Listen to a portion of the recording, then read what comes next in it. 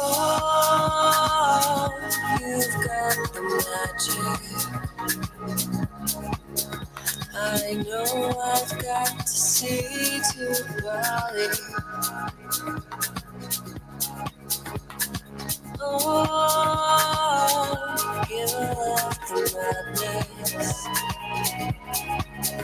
Can you show me what it's like to feel free with me?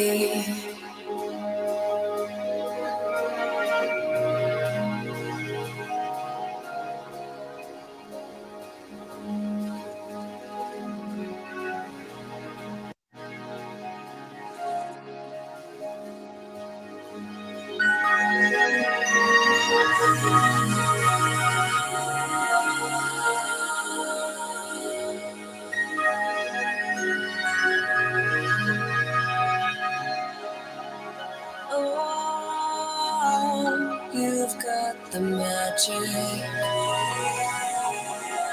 I know I've got to see to Bali. Oh, you love the madness. Can you show me what it's like to feel free?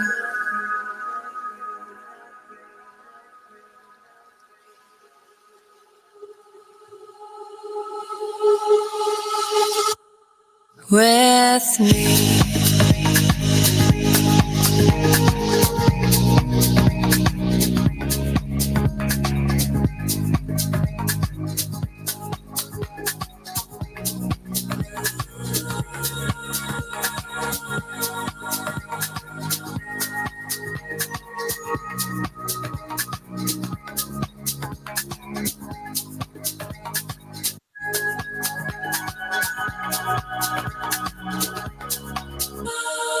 Oh, you've got the magic. I know I've got to see to Bali. Oh, you love the madness. Can you show me what it's like to feel free with me?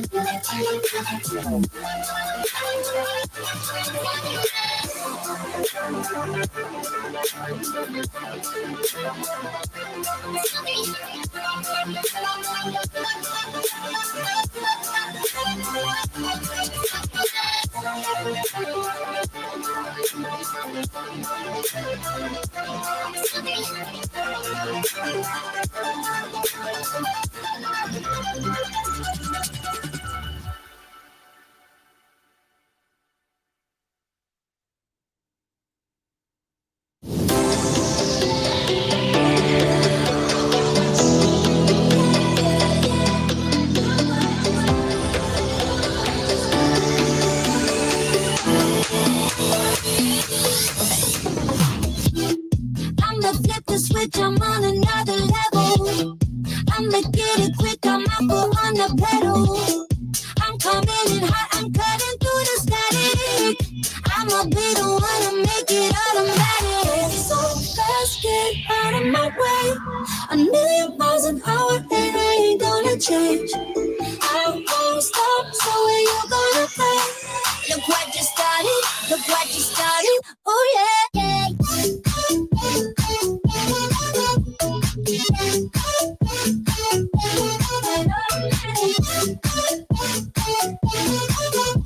Look what you started, look what you started. Oh yeah.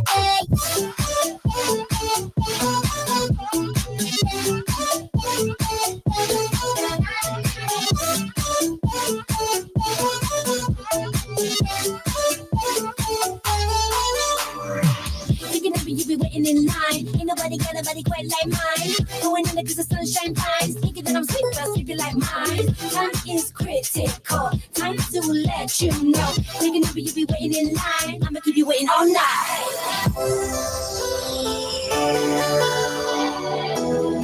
I'ma get it quick, I'm out on the pedal. I'ma be the one to make it automatic. Got my foot on the gas, make 'em run, do it like that. Got my foot on the gas, make 'em run, do it like that. Got my foot on the gas, make 'em run, do it like that.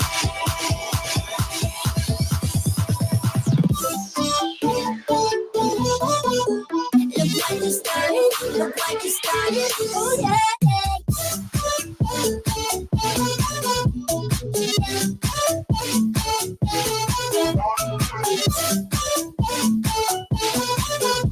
Look what you started, look what you started. Oh yeah.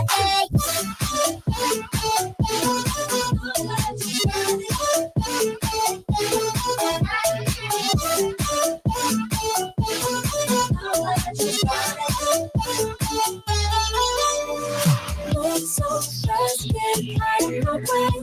A million miles an hour and I ain't gonna change. I won't stop, so where you gonna play? Look what you started, look what you started. Oh yeah, yeah. Got me high.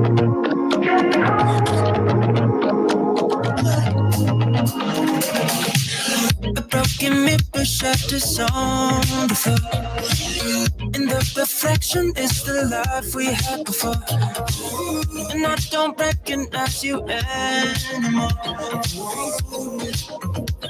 Not anymore. Screaming to the night, maybe I deserve it. I don't wanna fight, it's no longer worth it. And if we lost a bit of the magic, holding on to a habit, just to see what'll happen, yeah. Are we chasing the feeling of all this love? You don't get me high enough, no, get me high enough. Don't try to remember the way it was. You don't get me high enough.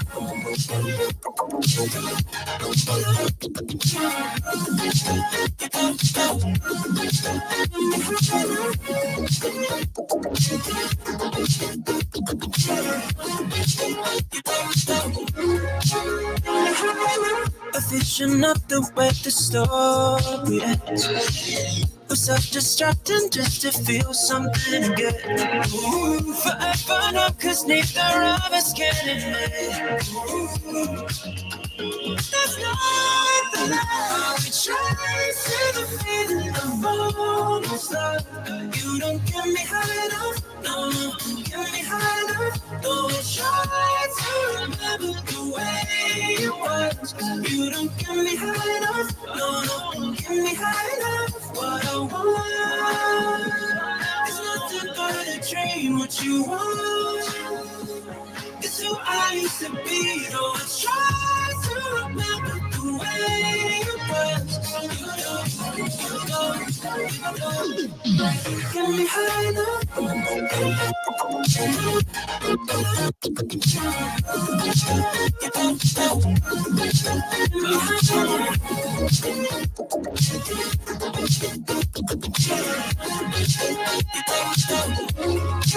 I would try to the feeling of all this love. You don't get me high enough, no, you get me high enough. Don't try to remember the way it was. You don't get me high enough. Get me high enough.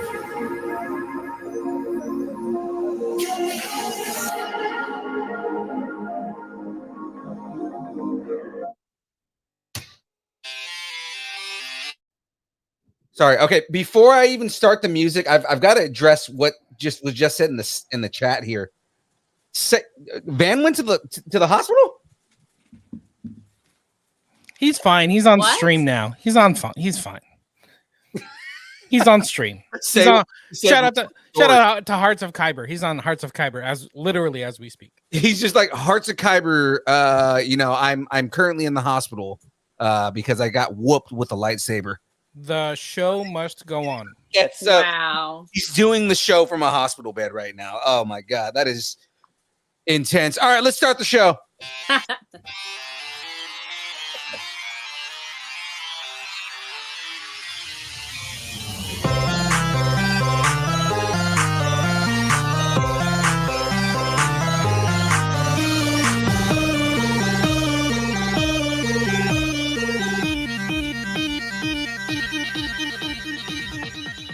Distance nerding.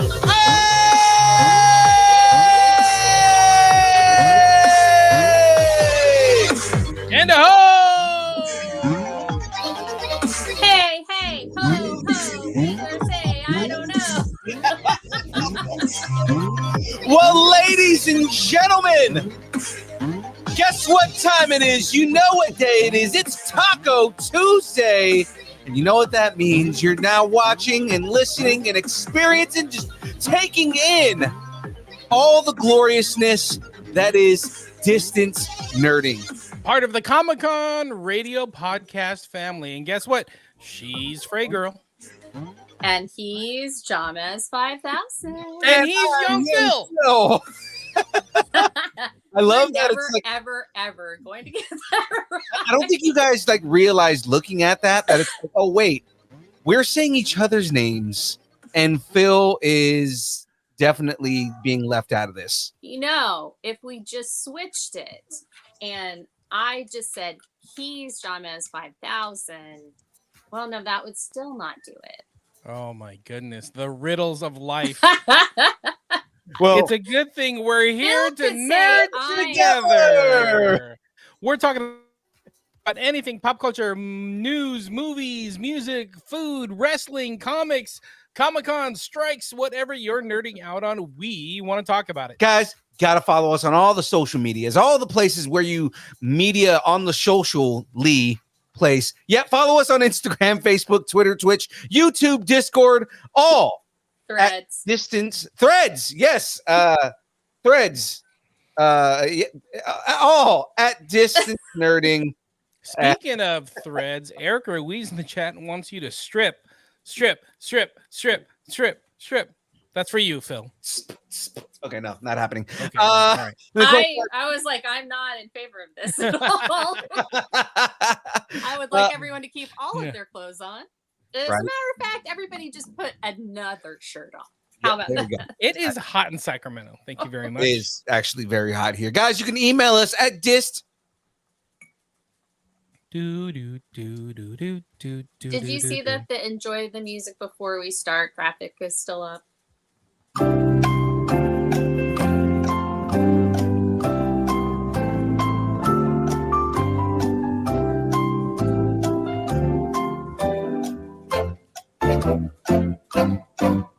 And it's nerding at AOL.com. There it is. I'd like to take this is a new bit for 5,000, please. There we go. It's very good. So let's move on to the next part here. Because, guys, this week on deck, we've got the Geekend Update. We're hitting the Oregon Trail finally this weekend. Oh, my God. 2-day event. Annie Medford. It's going to be amazing. Lights, camera, reaction. I am season 2 of Groot. Starting rumors. Finally, some fantastic casting. And, of course, the download. Is Kevin Smith crossing the SAG strike picket line? Dun, dun, dun. But before we get into any of that, let me get a shout out. Was on the wrong page. It's fine.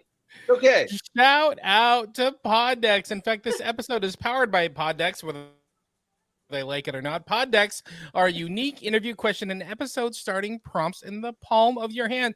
If you're a new podcaster or an existing podcaster who has pages and pages of sound effects and don't know when to use the right one, looking to grow your audience or get more engagement, level up with Poddex and check out poddex.com. Use code nerding10, get 10% nerding 10. Nerding 10. Use code nerding10.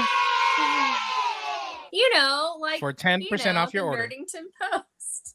Nerdington Post. Oh my God, we should put that on Facebook. I mean, seriously.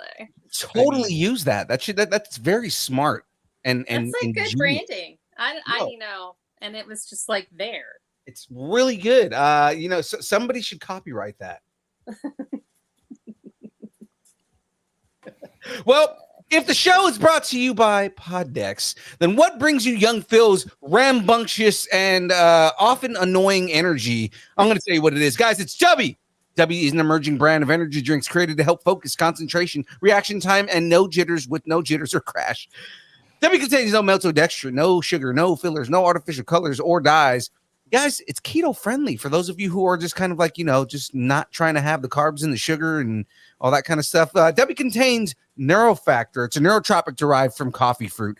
Neurofactor gives your brain focus and clarity, while the 150 milligrams of caffeine and 3 essential B vitamins help you stay alert and energized. Find out more about the Dub stuff at www.dubby.gg. Use the code nerding10. Get 10% off your order. Nerding10. Man. Nerding10. Oh my gosh. That's so good. Kind of. It's never going away, is it? Never. I open always up gonna to have both of you. and it's never going away. See if I do that again, boys. No, Frey. Yeah. Where can we find Distance Nerding? Well, right On here. Are you talking about Comic-Con Radio? Yeah. Oh, tell me about it. Yeah, exactly what he was trying to get you to speak Get about. me to actually read this. I just went, hold on. You want to read that? He's you basically can- saying, do you want to read? Do you want to actually do something on that show? So you can listen to Distance Nerding and our second show, A Comic Conversation, via comicconradio.com. Look for the Distance Nerding podcast. Even this actual episode, we are currently doing this absolute second minute little minute. And a new comic conversation each week on comiccon-radio.com/podcasts. Can you get that to the chat there? Somebody popped it in the chat. How nice. That was smart. Dumbass. Once, right? That was smart. Hey, what's the latest one we have up right now? Is it the Olivia and Gray? No, actually, the latest one we have up right now is Logan Winter. Oh, So look at Logan that. Winter cosplay is on there. The kid that has like 300,000 followers. Wow. Hey, the That's kid crazy. The Rock tweets about. You know what I Yes. mean? It's true. The Rock has tweeted about him. The kid that has posed with every Marvel actor and Kevin Feige more than once. So Well, cool. he's just blessed. He's awesome, and it's because he has movie quality cosplays, and he's only like 7. Well, he's 7. I think he's 7. That's the bigger factor than, and he has the costuming that he could be Lil, whatever he's doing. Well, that's the whole But thing. Is like I when you think look the at 7-year-old, because that's the cuteness factor, and you When you look at it, cannot it's- discount the cuteness factor. well, like so it's the movie quality costumes at his size, but also because he's in character the entire time. So when you get a 7-year-old that can be in character and be in those costumes, the kid's magic. Well, all wait- kids are magic. Last time we saw him was LA Comic Con back in December, and he was Namor, the Submariner, and Oh, yeah, I saw him at the Black Panther and he was- premiere. yes. Yeah, he looked so cute. he won. His dad made this amazing what is it, megalodon shark jaw. It Yeah. was super cool. And so Super he awesome. wheeled out on stage in this throne. It was great. I think he won the children's cosplay contest at LA Comic Con. So that was awesome. Yeah. Oh yeah. Yeah. He's adorable. He's He's just adorable. adorable. He's adorbs. He's I'd like to say that adorbs. we started his career because we met him at LA Comic Con the year before, and he was in a Deadpool outfit. And young Phil was about to go on stage with Rob Liefeld. Yeah. The creator of Deadpool. And we're like, hey, little dude, Rob Liefeld's about to have a panel, and he wants all the Deadpools on there. Our buddy's going up. Do you want to go? And he's like, yeah. And his dad's like, can you get us there? I'm like, yeah, come on. Let's go find young Phil. And he's like, what's a young Phil? But that's another story. But So let's Yeah, find we'll- Young Phil and the Fresno Deadpools, who Yeah, we'll actually find ended up them. getting, like the Fresno Deadpools ended up getting like a full feature on stage because yeah. when you have a married couple that are both dressed as Deadpool and you have a very comic accurate Lady Deadpool, it's pretty awesome. Yeah, Oh, so it was cool. We got him on stage. So I'd like to say That's we started it. awesome. We don't make all these costumes and introduce them to The Rock, but I'm just saying we made it happen. That means that you're 1 degree from the Rock now. That is so true. And Yeah. I will use that. I will use that every day of So- my life. I'm S- 1 SMM degree from Gaming, Kevin so- Bacon, which means I'm 2 degrees from everyone in Guardians of the Galaxy. That's true. That's true. SMM Gaming just saying he was promised a beard here. My beard is not as No. majestic as No. the beard that is on Graveyard's face. That's Graveyard. not the beard. We're talking about the beard. Yeah, that's what I'm saying. The Yeah. beard is Graveyard, and he's on the Mondays and Thursdays. But we're still here. He's usually in the chat. Yeah. He's not here. Oh, because he's playing Destiny right now. That's why. SMM Gaming, go log into Destiny 2. Oh, look at that. Never mind. The beard is here.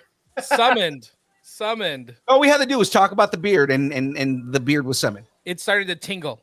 He had the beard tingles. I'm not going to say anything, but I think SMM Gaming and Graveyard are the same person. No, stop it. You're starting rumors, and we're not even there yet. Starting rumors. We got to get through the trailers first before we get to the rumors. Oh, by the way, we mentioned it earlier. But Anna Medford this weekend, August 12th and 13th, Central Point, Oregon. Funny enough, it's not the Central Point in Oregon. I looked it up on the map. But we're going to be in Central Point, Oregon, August 12th, 13th. Jackie Lastra, Elise Bowman, Rick Robertson, Michelle Marie Westbrook, and Peter Kalamas are all going to be there. All these amazing voice actors from like Dragon Ball Z, Genshin Impact, Demon Slayer, you name it, Pokemon, they'll all be there. This is going to be awesome. I can't wait to hang out with all these people. Yeah, it's going to be fun stuff. Now, guys, in the chat right now, we just put the link if you're going to be in the Central Point, Oregon area, or if you can make it to Central Point, Oregon, or if you can just go. Why not? Just go there. Go to Annie-Medford.com. Pick up some tickets. It is well worth the trip to go. We have fun every time we go, but I mean, again, this is packed as far as the guests that are going to be there, and they're all from amazing anime series. So it's gonna be awesome. Hang out with us, hang out with like Wayne the Unknown and all of our Oregon friends. It's gonna be awesome, dude. It's only 5.5 hours from Sacramento. It's not a lot when you think about it. Like, that's not a lot. It's closer than like LA plus LA traffic. So anyway, come hang out this weekend. Annie Medford. I'll be waiting for my TNL. It's a little more than 5 hours for Graveyard. I love that Eric said Graveyard. The main beard is here because I'm the second. Sadly, most of my beard is being trimmed tomorrow, so I've got to, because I have to look presentable for pictures at Anna Medford. Good. It's about time. Jeez.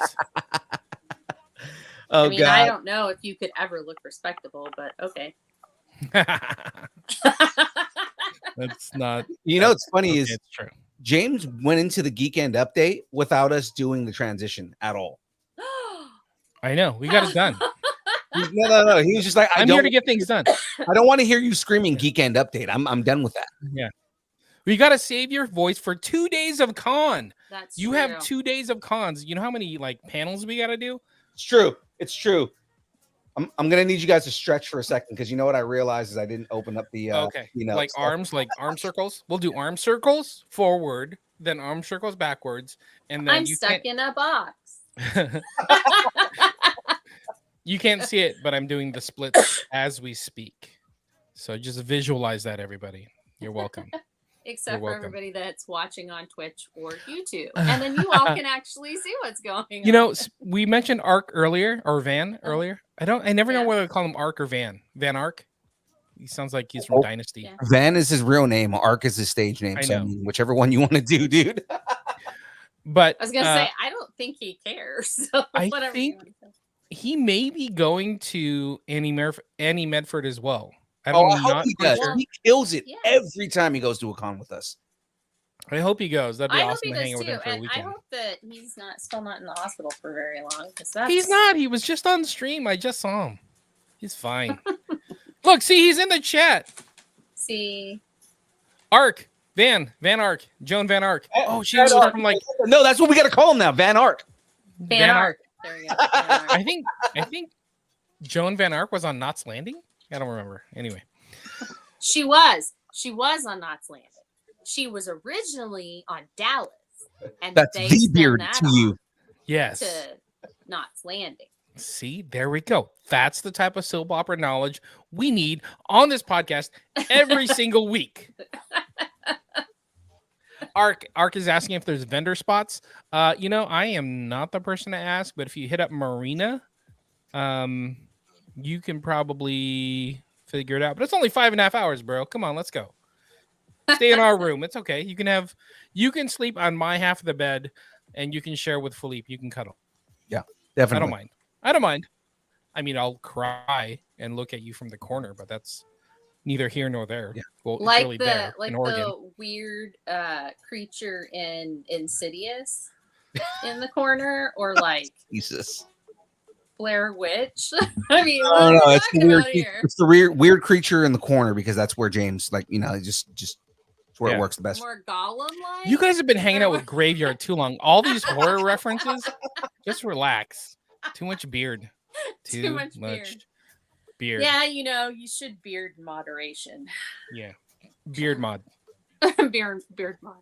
Beard mod. Oh, look. Van Ark, our Arc Van may make it happen. Hey, Because my car is due out of the shop tomorrow, so I Arc couldn't Van. make it happen.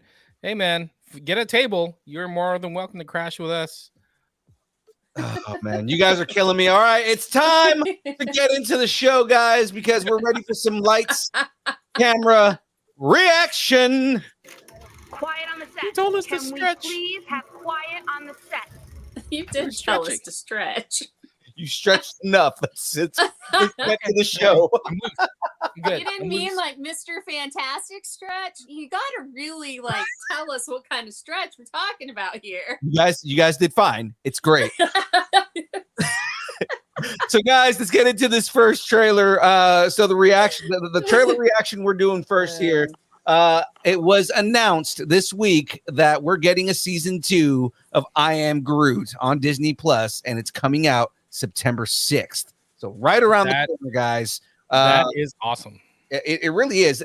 They're kind of doing the Netflix thing, and now, hey, let's announce something like right as it's coming out. Yeah. Well, I like that because they already have a lot of stuff going on with Guardians of the Galaxy, so they really don't need to do a lot for I Am Groot. And the first season, I think it was like one of their most watched. Yeah. Like they had so many people watch it. So I think that they were like, well, we'll just do a second season.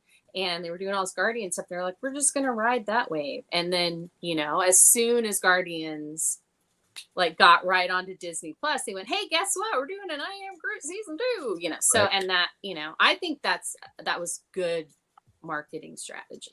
Absolutely. Did you guys, I know James had to have watched season 1 just because he's a dad and he has to watch all the kids stuff. Mm-hmm. I watched season 1. It was great. I thought it was amazing. Even Jackie watched it and she enjoyed it. Frey, did you watch season 1? Yeah. Oh yeah. Oh my God. Yeah. 3 or 4 times. Yeah. No, it's great. I thought it was pretty funny. It was pretty on the nose. We got really good insight into Groot himself, and it's just these little hijinks of like baby Groot, right? So, on the nose. Wait till you watch this trailer. Okay. Oh God. Did you want to do the synopsis first or after? I do have a I am Opsis. I am Opsis. Synopsis. The troublemaking twig returns to mischief in the second season of I Am Groot. This time, baby Groot finds himself exploring the universe and beyond aboard the Guardian spaceships, coming face to face or nose to nose with new and colorful creatures and environments. I'm excited for this one. I'm just waiting for the Baby Yoda shorts to cross over with the I Am Groot shorts. They should totally do that. Like Grogu Groot. That's what they'll call it. Grogu. Groot. That's what they'll call it.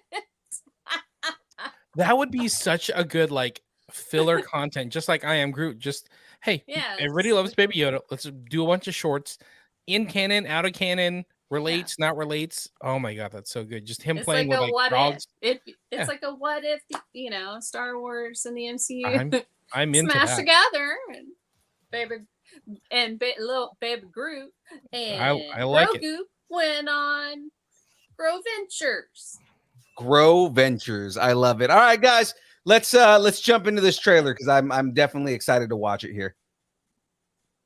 It's just adorable. I've seen it. It's amazing. Aw, I love love it. this. Love him playing with This Wait, what is- yeah. Is that And Captain then him America? doing it was like Captain America and like I don't even know what the other thing was, but it was just so great. Ooh, he's Have so they even- cute. And then Captain yes, America this is my favorite because I was like, "Are Yeah. you kidding me? This is No.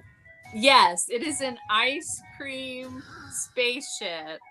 I Like, love this part. He blows on it does and then he makes the little heart. Yeah. So good. How do you? Where did he pull his pockets from? Hey, the You notice the Watcher? Yeah, Yeah, the yeah. Watcher thing. Yeah. I just love it. It's just awesome. It's so cute. Oh, This is man. amazing. I love this more so just because, like, it's a character that doesn't act. What the hell? I know. See, there's the nose. Did it get into like a Mr. Potato Head or something? And he's all. So silly.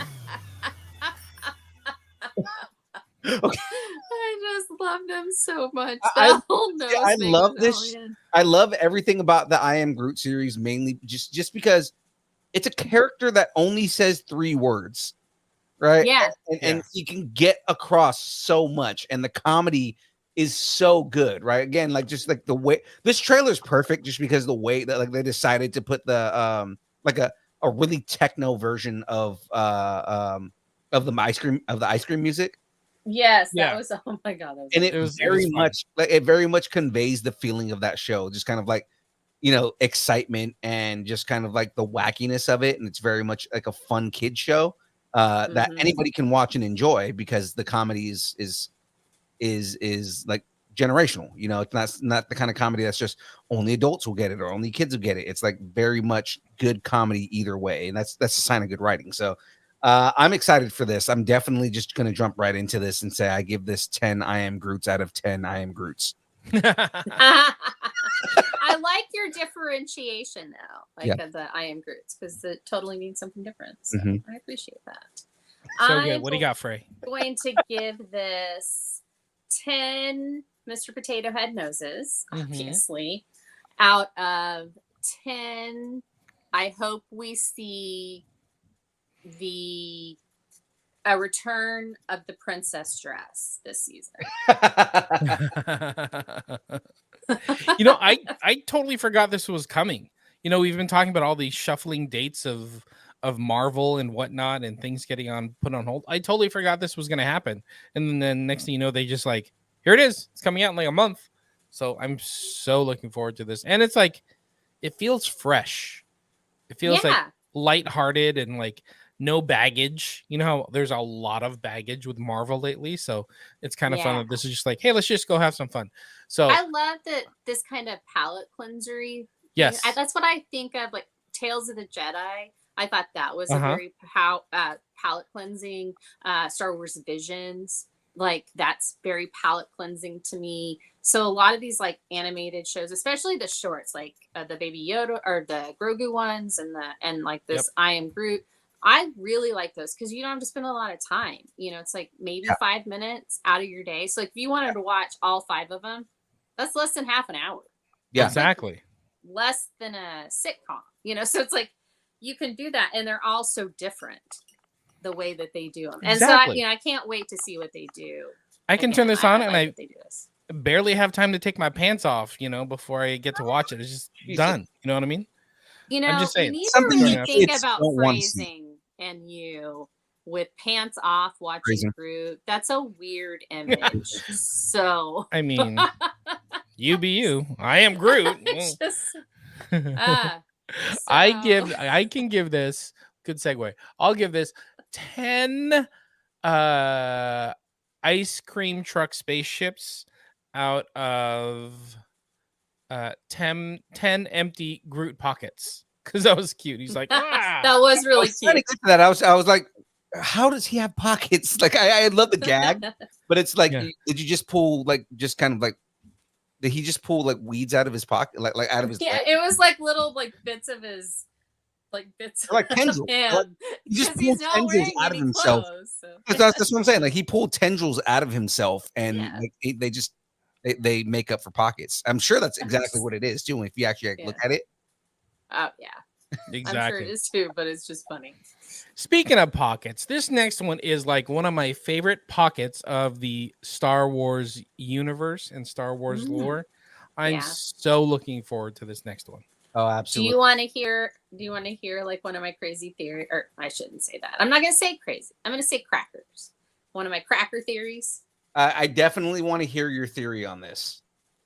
Okay, so I think in Heir to the Empire, Balin's supposed to be a clone of Anakin, Oh, wow. Okay. but I don't think that's what they're gonna do. I think what they're gonna do is I think his apprentice is a clone of Anakin. They're gender switching Anakin, and that the Emperor is still trying to find that perfect vessel, and this is like one of it, and that's why he's trying to get her trained so that she knows the ways of the Force, so when he does need a new body, she can be that body. I wonder if they're both clones of Anakin. I was thinking Balin might be a good clone of like Obi-Wan. I mean, he might. He does look like he could be like an older Anakin. Or Yeah, I was older- thinking that, older- or like maybe even Qui-Gon, but I just don't know if he could get the DNA from them to do the cloning. Whereas I know he would have been Wait, are able we- to for Are we Anakin. talking about the I forgot his name. Ray Stevenson's character. Yes. Yeah. No, he's supposed to be an ex-Jedi that survived Order 66, and he's like, I got to do what I got to do to survive. So Right. That's maybe what he his- said. His character though in like the book series, like the Uh-huh. the extended universe, I think they allude that he's supposed to be like a clone of Anakin. Oh, Right. So like the whole thing, I mean, he looks like he could be like if Anakin had never become the monster that he becomes. Like if you look at the actor that plays Anakin in the original series in the original Star Wars, right? When Yeah. he comes back before they switched it with Hayden Christensen, you know, if you look at the dude who played What's his him, name? David Jake. something. not Jake- David Prowse, but like it was Jake. the the little kid, right? no, the actor that played adult Anakin, like after in Return of the Jedi when Excuse When me. he takes the become mask Clone off of him. I thought that was David Prost. no, David Prost did not play he played the body of Vader, but it was a different actor He just that played him different under actor. yeah. He was a Shakespearean actor that played him for that final part where he pulled the mask off and he redeems himself. And then Mhm. when he becomes a Force ghost, you see Anakin as an adult. Which you know a lot of people were like upset about that because they were like, well, he was never that version. Like Anakin okay. never existed, right? But Yeah. Sebastian Shaw, straight out of the Sebastian Shaw. Hellfire Club. Yes. Oh. Sebastian Shaw. But if you look at the way he looks at the end of that movie and then the way Ray Stevenson looks, he does look very similar as far as like, you know, facial features and everything like that. So, I mean, it could be that is, you know, if it's a clone of Anakin, it's Anakin as that's what he would have looked at like if he wouldn't have become this monster that he became. That makes sense. Yeah. Okay. I mean, No more- I could see that too. But yeah, I'm saying that was like one of them. But I have just now been told by Graveyard that I need to, you know, like cut out those theories so that I can use them for the Ahsoka game that we're going to do on the Nerd We're making the beard mad. The beard's getting a nasty tinkle. We got to cut it off for the Mando and this Mary's Din Jaren. for phrase Hush theories now. on the Saturday morning Nerd Out on the Kyber Cave Productions channel. Go check it out, everybody. Absolutely. We have fun dude. sometimes. You guys have fun all the time. Get out of here. Are you about to do an Ahsoka game? We are actually going to do an Ahsoka Ooh. game, so we'll hit y'all up. They like to play our games here.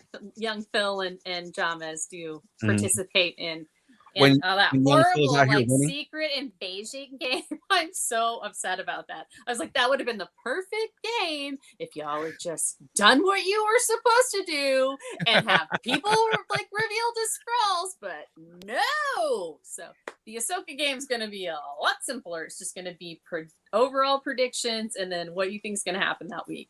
Like that's it. That's really it. I mean, young Phil still won that game, so it's fine. No, I Meso could have won sworn that I game. won that game. You I could have came sworn in I won it. second. Look, you don't know. got 10,000 points by accident. So don't even start with me. But All right, let's get into this trailer, guys. Let's get into this trailer. Oh man. so it's really, this isn't really like really a trailer. It's more like the passing down of a legacy. Yeah. And It's that's more why like I a thought it theme. was so cool. Yeah, it is a theme. Like, you know, eventually the master or the student does become the master. And so it's like what you put forward goes forward. So it's that kind of thing. And I thought that was really neat. Because I think that's really neat. Yeah, and I just think like how oh, go ahead. I was gonna say I think it sets up the relationship between Ahsoka and Sabine But then because also, I think it's really their story. right. Yeah. But then also kind of like look at like Ray Stevenson's character fighting Ahsoka. Like if he does end up becoming an Anakin clone like she's predicting, like she's fighting her master again, just in a different form. Yeah. Because remember, she's fought Vader more than once at this point. Yeah. Oh yeah. Like she's getting to be like a expert on how to fight Vader. Absolutely. Like she's really fought him a lot.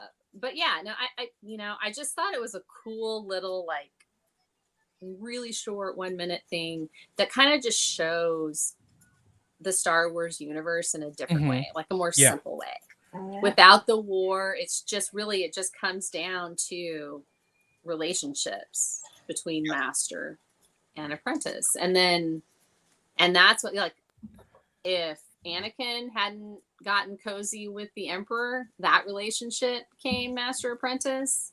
It sounded weird the way you said it. They got cozy, like in the Death Star, Yeah, in the penthouse suite. Well, they did go to the Cozy opera there. together. You don't just take everyone to the opera. So together. Oh, that's Oh yeah. very true. Just every time they would touch Yeah. together. Okay. All right. Oh yeah. All right. Someone sing Endless Love right now. No. You know, so going back to this, I guess we can call it a trailer. We got some new footage, but what I thought it was sure. interesting, like what we were talking about, the theme of this trailer, the master, the apprentice, was so interesting because that's something we never really talk about in the long term, you know, and showing, you know, Qui-Gon and Obi-Wan, you know, along with Sabine and Ahsoka, like that was interesting. And then the Emperor and Vader and whatnot. It was really interesting to be like, oh, we're putting all these pairs together. So I forgot Sabine is a force sensitive. I forgot about that. Yeah, she took now that we've seen the whole series and I'm totally caught up. Yeah. She took Ezra's lightsaber. Right. Yeah, so she still got it.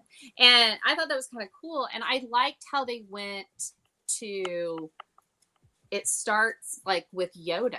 It's Yoda trains Dooku.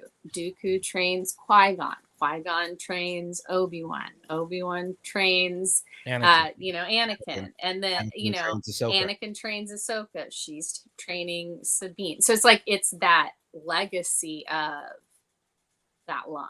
And so, I think it's interesting and how it can either be corrupted one way or another, or it can be balanced, or it can be, it's just really neat. I'm been a Star Wars fan my entire life, and you just put that all together for me and it just blew my mind. I seriously never thought about that until this minute. I'm like, oh, it's such like this lineage thing. Right. Mm-hmm. Oh my god. Yeah, they just don't, it's just not like nobles or a king. It's a lineage of training and beliefs. Unless somebody turns out to be a Skrull, then we're screwed. You know what I mean? Okay, so over under on if Ezra is a Skrull. I think the totally over. He's totally Skrull. He's I totally think a it's Skrull. an over that Yoda was just a really short Skrull. Yeah. And Yoda and Yaddle. Yoda and Yaddle, which also means that They're Grogu invading with their cuteness. Yeah, that Grogu is a Skrull. Right. So we know that Grogu is a Skrull. Officially, They're Grogu. invading with their Mhm. cuteness. Jesus. That's what I want. somebody Not rate this. secret I was gonna say, so we need invasion, ratings. We need ratings, guys. cutest invasion. Oh my god, we need ratings, guys. He's like, please, somebody do a different subject. Just get into cuteness. I'm gonna vomit. You have to be better than Ezra. You gotta be better than Ezra. Ezra. I want to give this 10 Loth Wolves out of 10 Syndulas. Ooh. All right. Because I'm hoping we get Jason Syndula in this. I don't know if we do, but I mean, that would be cool. That would be cool. Or if they reference him. That'll be neat if they reference him. Anybody else from the Syndulla clan, essentially, at that point. Yeah. Well, I mean, they're Got her little. parents.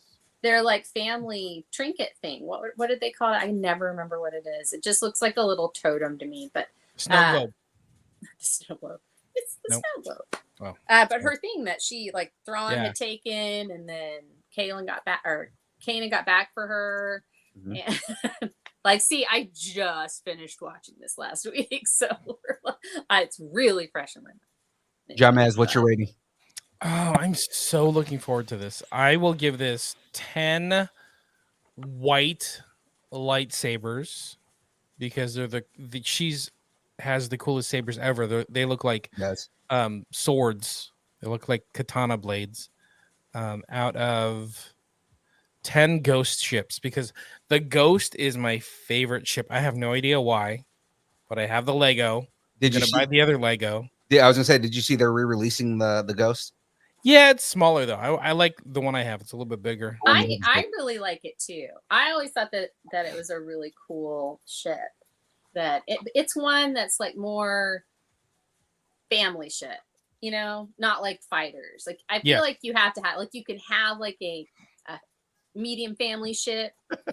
It's a and you minivan. have your fighters. Yeah, it's like a minivan. It's a minivan. Like a camper van. It's the like a minivan of Star caravan. Wars. I God, it's basically the ship that Lone Star flies. Yes. Yeah. It's one star ship. Literally a Updated. minivan in space. Uh, Great Graveyard just said, "Oh man, Ghost Ship was a great horror movie."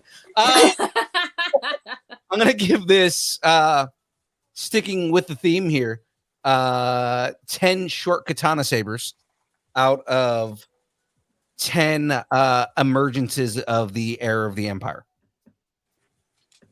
Yeah. I'm just so excited about this. This Let's- series has so much potential. Yeah, let's not forget that Grand Admiral Thrawn is going to be the main antagonist in this, and that's awesome. So He's the big bad. So, moving on from here, guys, we got one last trailer to watch, and I'm very excited for this one. I have Because- told you the story about Kevin Smith being obsessed with Liam when he was. Yes, you have. Okay.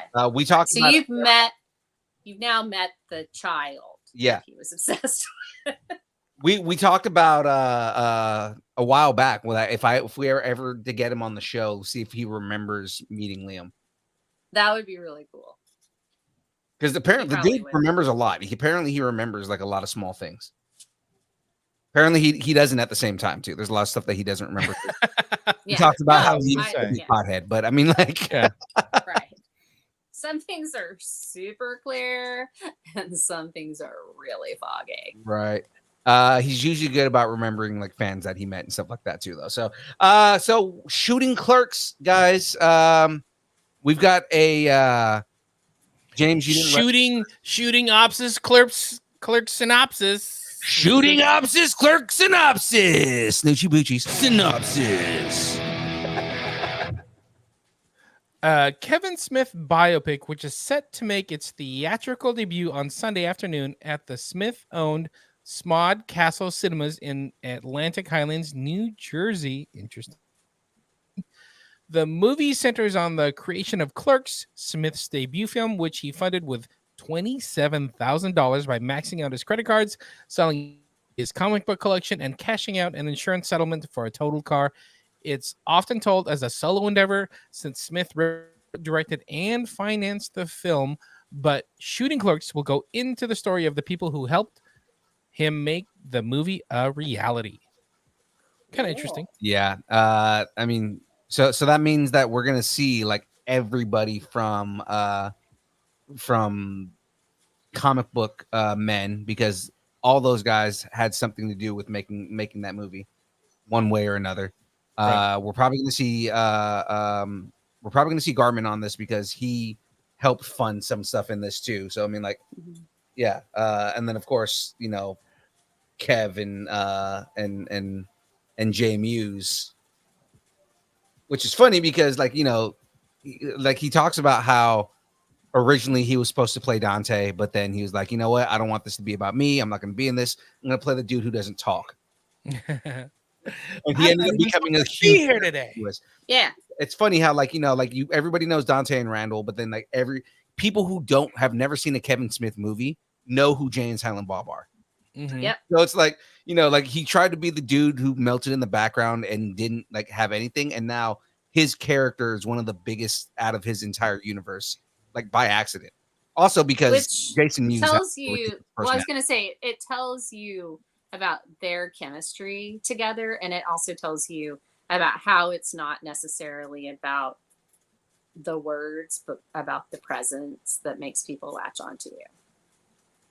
Graveyard in the chat just said, I hope Jay goes berserker. I've got to ask Graveyard, did you see the Garbage Pail Kids View Askew set that came out? One of the characters on the cards is Jay's cousin, and he's half berserker. Oh, that's hilarious. Berserker. All right, let's do it. All right. Were they in Scream 3? I don't think I saw Scream 3. Maybe I did see Scream 3. Scream I 3 don't is know. the one where they're I in don't college remember. and he does the whole what's your favorite scary movie? Oh, that's right. And And it's he like goes, there's a "Showgirls." radio station. Yeah, he goes Showgirls. Yeah. Absolutely terrifying. Yeah. All right, let's check this trailer, guys. Or yeah. Oh, I haven't seen it's a red line. this, so I don't know. It's a red line. How'd you It's a kids? red line. Salsa Shark. Wow. Brings you right back to it. Yeah, there you go. Oh my gosh, they're doing Aw. dramatizations. It is. Oh, there you go. There's the comic book man. Yeah. So what's it about? It's a day in the life of. I mean, seriously. Yeah, they all. Oh my God, he looks Seriously. just like him. Why not? Yeah, Yeah, they've got like, I don't know, man. Dante. Most of these Yeah. people look like the actors that they're playing.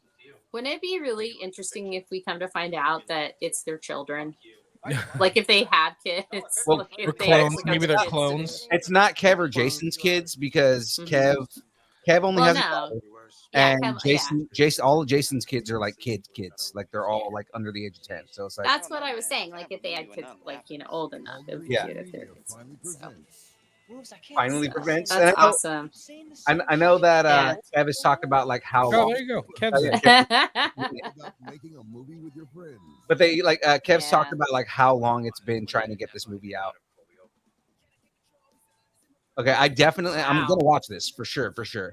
Like Yeah, definitely. everybody knows I am the biggest Kevin Smith stan. So I mean, like, Yeah. Man, it August must really 31st, kill you that he time to was go to LA. obsessed with my child. Then it looks like we have to go to LA to watch it because it's only gonna be screening at 4 theaters.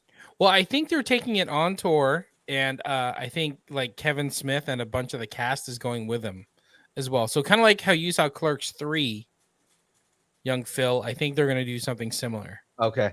where there's like a Q&A. It's a whole big event.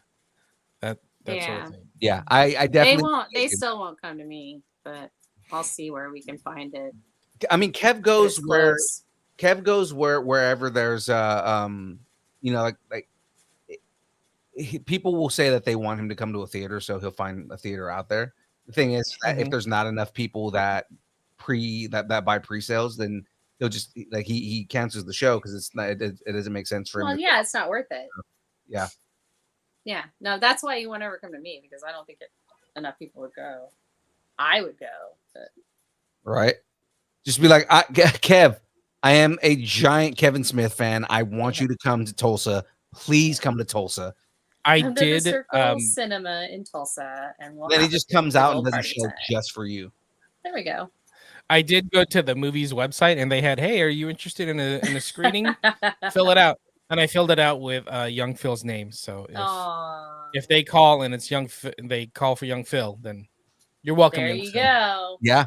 I would totally go. I mean, I'm gonna take all the credit for it, but your name's gonna be. I mean, like normal. That's Yeah. not. You'll take credit for it if it's Yeah. good, and then you'll let him take responsibility if it turns out bad. Exactly. Like if it doesn't pan out and they don't do a Sacramento showing, it's young Phil's fault. But if they get here, then you're welcome, everybody. So in Sacramento. So I'm gonna give this 10 Click Commanders out of 10. I wasn't even supposed to be here today. Nice. Nice. I am the Clit Commander. All right, Frey, what you got? I'm gonna give this 9. 9 times. 9 times. grocery stop signs Mm-hmm. out of 10. What's his name's girlfriend? Oh, Dennis. Is it Dennis? Or no, it's Dante's girlfriend. Dante's girlfriend. Dante's. How many dicks have you sucked? Because I just love her. She's awesome in that. Oh, that's good. I will give this 9 berserkers out of 10 snoochie boochies. Yeah. Veronica. That was her name. Veronica. Okay. Thank you, Graveyard. Thanks, Graveyard. Would you like to suck my dick, berserker? Oh God, this is definitely getting a content rating. All right, guys, Oh goodness. that is it. Can we actually start something a little bit more wholesome? Like maybe a little bit more family oriented, maybe Fantastic Four family How oriented. about the first family of rumors? We know what we're getting here, guys, because now it is time to start some rumors. I don't know where to get it.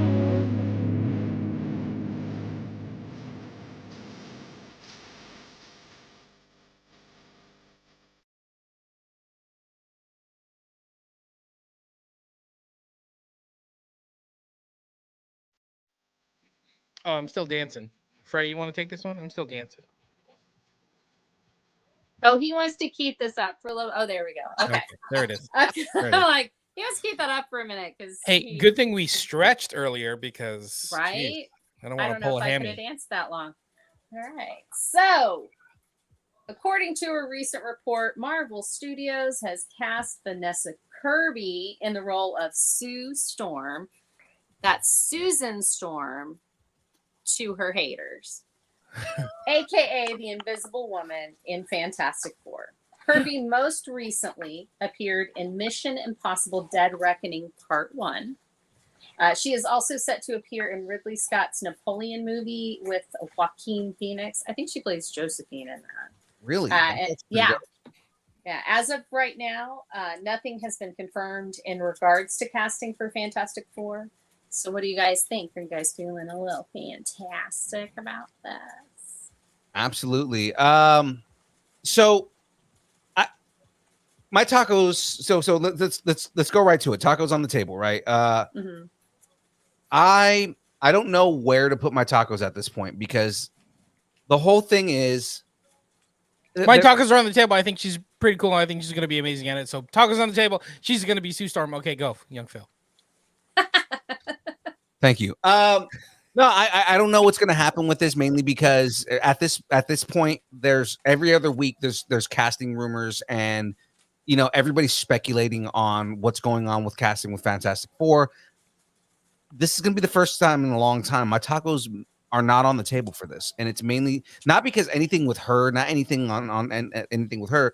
I don't trust all these outlets right now because every other week it's this person was cast for Fantastic Four, and then it's debunked, and it's like, oh, okay, well, no, this person's cast for Fantastic Four, and it's like I don't trust it at this point. I'm gonna wait until an official announcement for anything with Fantastic Four at this point. Okay.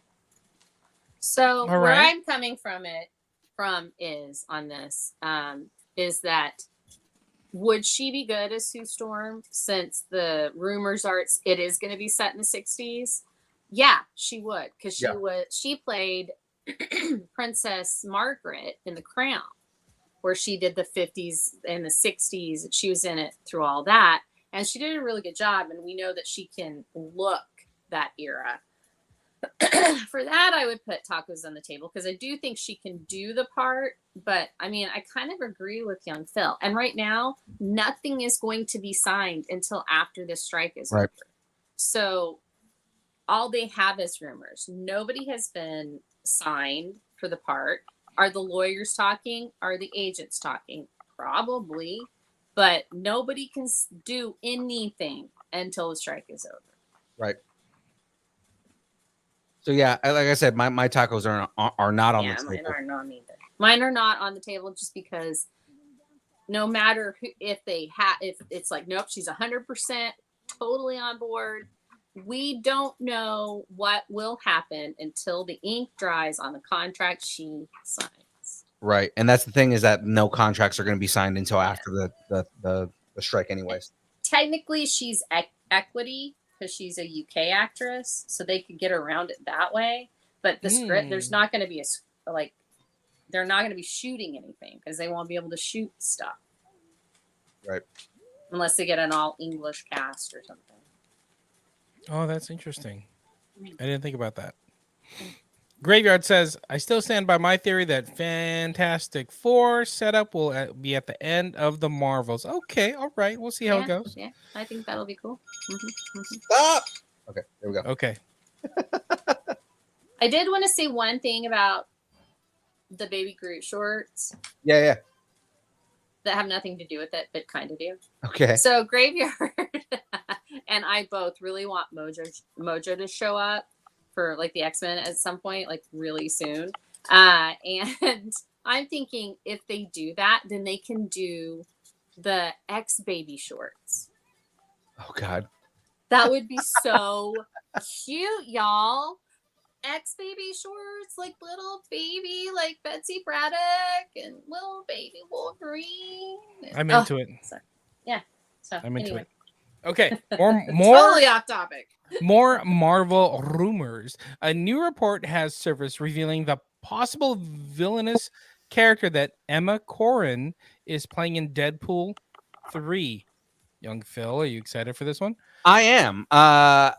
And I didn't know where to think to go on this because I keep forgetting that there's supposed to be an antagonist in this film because it just seems like there's so much going on with them going between everything. But let's continue the story here.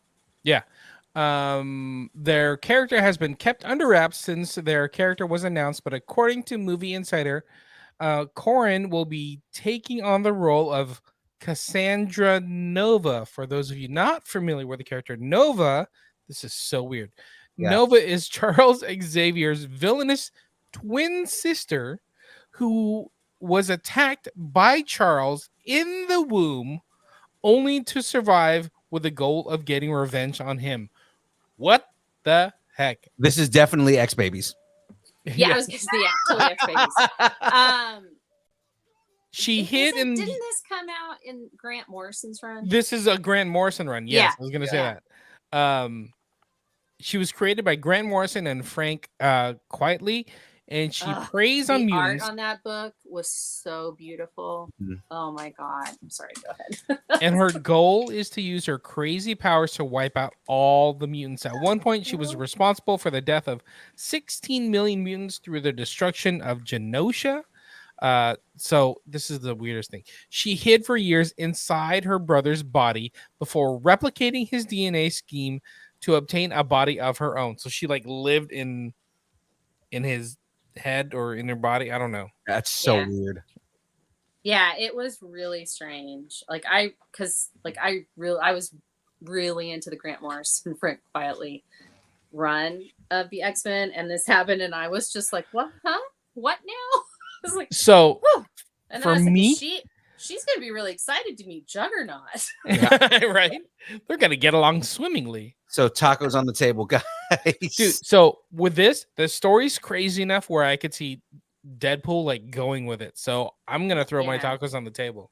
I'm also going to put my tacos on the table for this, and it's mainly because Ryan Reynolds is really good at taking obscure X-Men characters and making them relevant within these movies. He does a really good job with this, you know, and I see him doing that, like bringing in Cassandra Nova. Like it's such a weird out of the box character to do.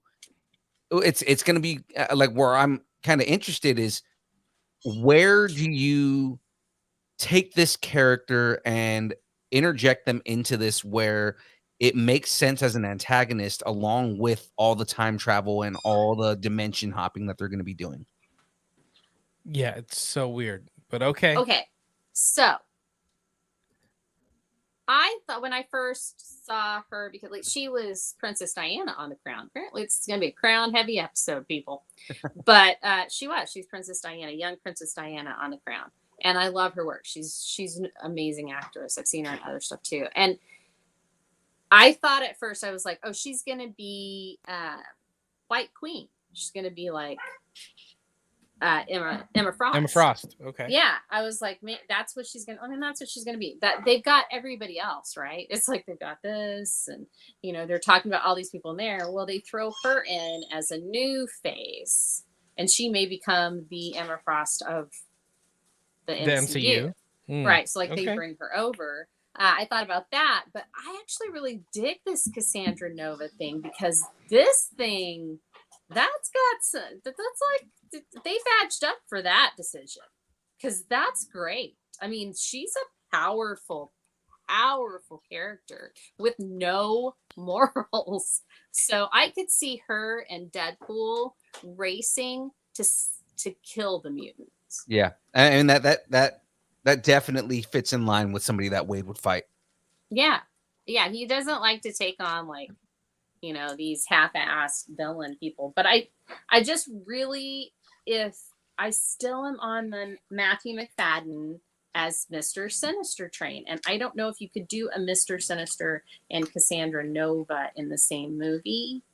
But yeah, I'm on that, you know, I would love Cassandra Nova to be in that. So it may be that she might be the villain that Sinister is working with. Like they both are working together. So But does that they mean your have tacos are on the table? Yeah, my tacos are on the table. Sorry, I'm working through a theory now. I've gone into theory mode. Hey, you can't do that. Record that, and we'll make it a short. The Okay. beard is going to get mad if you start throwing your Frey theories on here. So No, Frey theories are for Saturday morning. I can do all that. I'm not just. we don't want to anger the beard. No. So it's a new segment on. I ain't afraid of the beard. Let's do this. Bring it on. It's a new segment on Saturday Morning Nerd Out. It's called "Here's Where It Gets Crazy." Okay. We did some MCU. Let's go over to Star Wars now. An interesting report has surfaced from Making Star Wars saying that The Mandalorian Season 4 may end up being turned into a feature-length film. I don't know about this one. This one's interesting. According to sources at Lucasfilm, there is a fear Jon Favreau and Dave Filoni will not be able to make 2 seasons of Disney Plus shows that are prerequisites for Dave Filoni's Star Wars theatrical film. That's an interesting bit. Yeah. So I guess the question being floated around is if they can kind of strip down season 4, make the main story of the Mandalorian's 4th season into a film that will come out after the Rey movie comes out. What do you guys think about this one? I mean, I can see it being something with that. I can see them just kind of going into like a full feature for it, but I kind of don't want it. I kind of would want another season of Mandalorian. You know, just as a fan is definitely something that I would want is just like another season of the show before we have to go and say bye-bye to the show and go to movies from there. Right. Frey, thoughts? I don't know if The Mandalorian would work as a movie. Well, they've already said it's the whole thing is ending as a film. It'll culminate. Well, right, into but a he'll movie, be but yeah. there with a lot of other like it's gonna be not just him. It's not gonna be just the Mandalorian. You know what I mean? Like, Yeah. I understand why they would want to do it as a movie, and it really is more about Mandalorians than it is about the Mandalorian. But I feel like its success was serialized storytelling, and I think they shouldn't mess with that. And then when he comes to be in the movie, it's because his serialized journeys are over. Because I felt like the Mandalorian and have felt like the Mandalorian's strengths are that like almost comic book issue type serialization. Like it's that story. And sometimes that story is a bigger story, and sometimes it's self-contained. And that, and I felt like that's really what it is. So my tacos are not on the table for this. If it does happen, I will absolutely watch it in the theater and I will probably love it. But as of right now, I think the story might be too big to try to condense it into, even if they went 2.5 hours. Right. I mean, that's still, I think that it would just do a disservice to the character that they've created. Totally agree. I feel like we need the long form storytelling to get like effective kind of like storytelling for this character, and it's my tacos are on the table mainly for, is this something that they would do, considering that Iger has been saying that he wants to go back to doing films? Yeah. I mean, I get it. I'm just like, it's not like, again, it's not, do I want it? It's more, is this what they're going to do? And I think that it is probably going to be the route of what they're going to do. It's not, it's not necessarily the thing that I want them to do. I would prefer it to be another season. I'd prefer to get 5 seasons of The Mandalorian and then get a movie at the end. But if they're going to go to the route of canceling the last couple seasons and doing 2 movies, I think that Bob Iger will.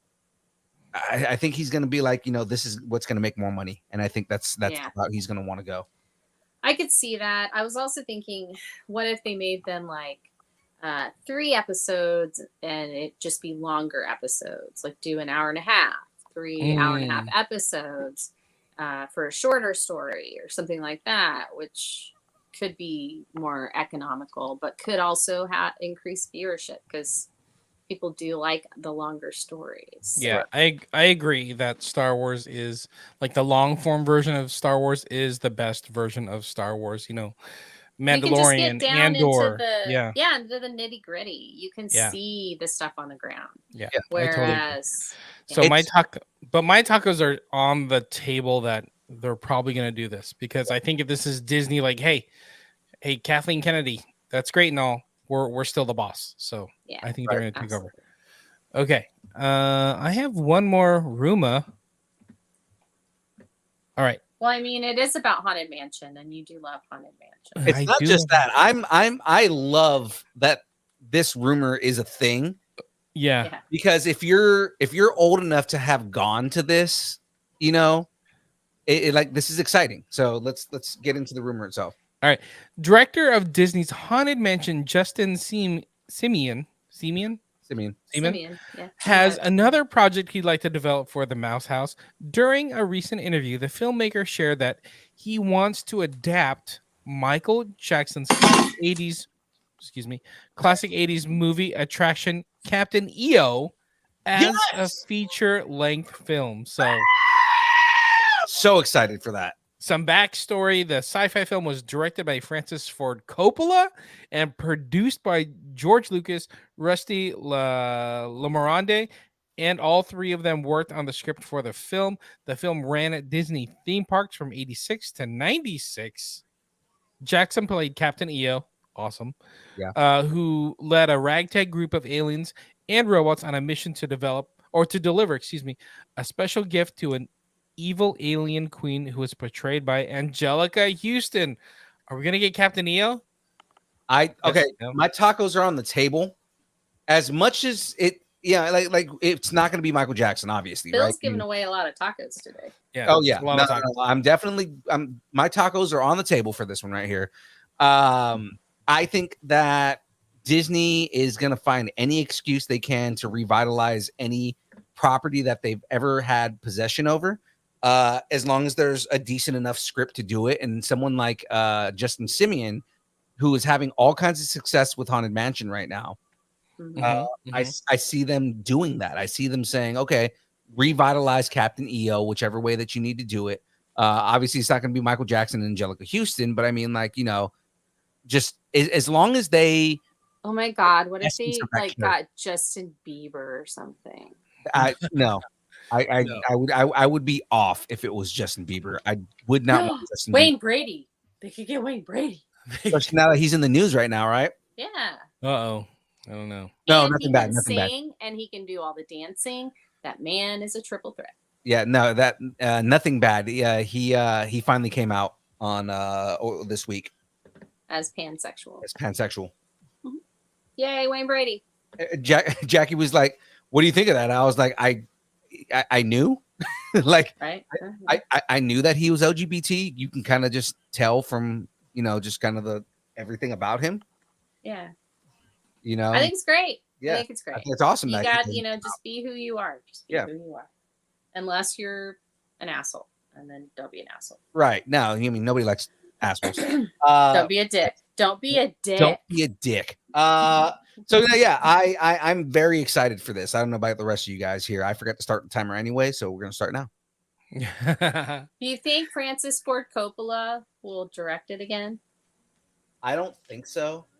Do He you will think not do anything Sophia for- Coppola will direct? That's Oh, what I was maybe. gonna say. I wonder if Sophia Coppola would be involved in this. That would definitely give it a new twist. Yeah, well, 'Cause she she has does not very- direct things like her daddy does. She has a so. very different vision from her dad. Yes, yeah. So, my tacos are on the table. I think it would be a fun, nostalgic movie to have, and as long as they did it right. Right. So, Yeah, I think like what you said, young Phil, I think Disney's going to find a way to revitalize some of their IP and move forward with it, especially knowing that we don't have Michael Jackson here. Right. They'll find a way to make it happen. So it wasn't it where Star Tours was? I don't know where it was in. No, I it's think- the Jedi Academy. oh, okay. All right. So what is now Disney's Jedi Academy used to, and before Jedi Academy, it was the Honey I Shrunk the Kids like stage show. Yeah. Okay. All It was right. like a all 3D right. stage show, but before that, it was Captain Neo. Got it. Yeah, I never got to see it, so that'd be fun to have this like brought back somehow. So I'd I'm down. love to see them Tacos. do it and do it like in a Tron way.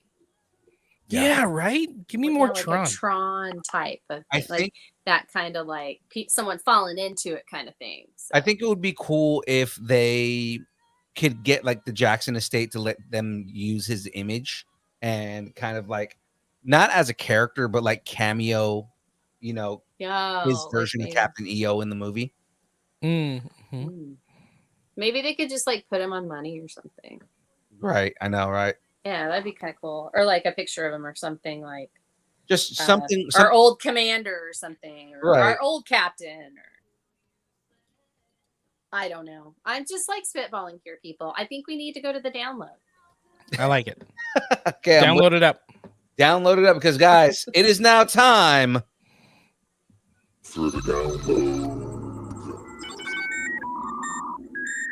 Not to be confused with the upload. That's something totally different. I Absolutely. can get down with the upload. All right. In Snoochie news, Kevin Smith has been preparing to shoot his next film project, the 4:30 movie, and he got permission to shoot the film during the actor strike. Smith applied for a waiver, and he was approved due to the fact the film is an independent production and the script was completed. So kind of cool. We're still getting films made, especially by big names like Kevin Yeah. Smith. He was Um, saying that the movie itself is like under 50,000 and that like hits the Criteria. like the criteria to make the movie. Mm. Yeah, I have- I think it's like it's like less than $1 million or something.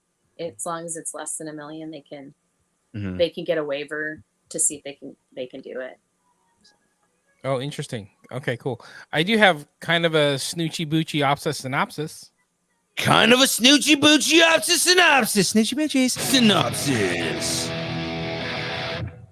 Austin Zadger takes on the lead role, and the story centers on a group of teens in the 1980s who pay to get into one movie and spend the day theater hopping. So, did you guys theater hop when you were Oh yeah, kiddos? absolutely did. I will the way I will neither confirm nor deny that I've ever done anything like that in my entire life. I will confirm or deny if I did that recently. I want to do that every time I go to the theater. I don't know why. I know. Just like, oh, okay, I'm just gonna walk into this one now. Sometimes I want to stay and watch a second showing of a film. Oh, like watch the same movie over again? Yeah. I could see that. Okay. All right. Okay. All right. I got that was some good movie news, but I have some cringy movie news. All right. This Warner- isn't cringy movie. It's news. kind of This is an out and out lie. But go So ahead. Warner Brothers Discovery execs reported on Thursday during their Q2 earnings call that the SAG-AFTRA strike that has been ongoing over the summer has saved the company somewhere in the low $100 million range.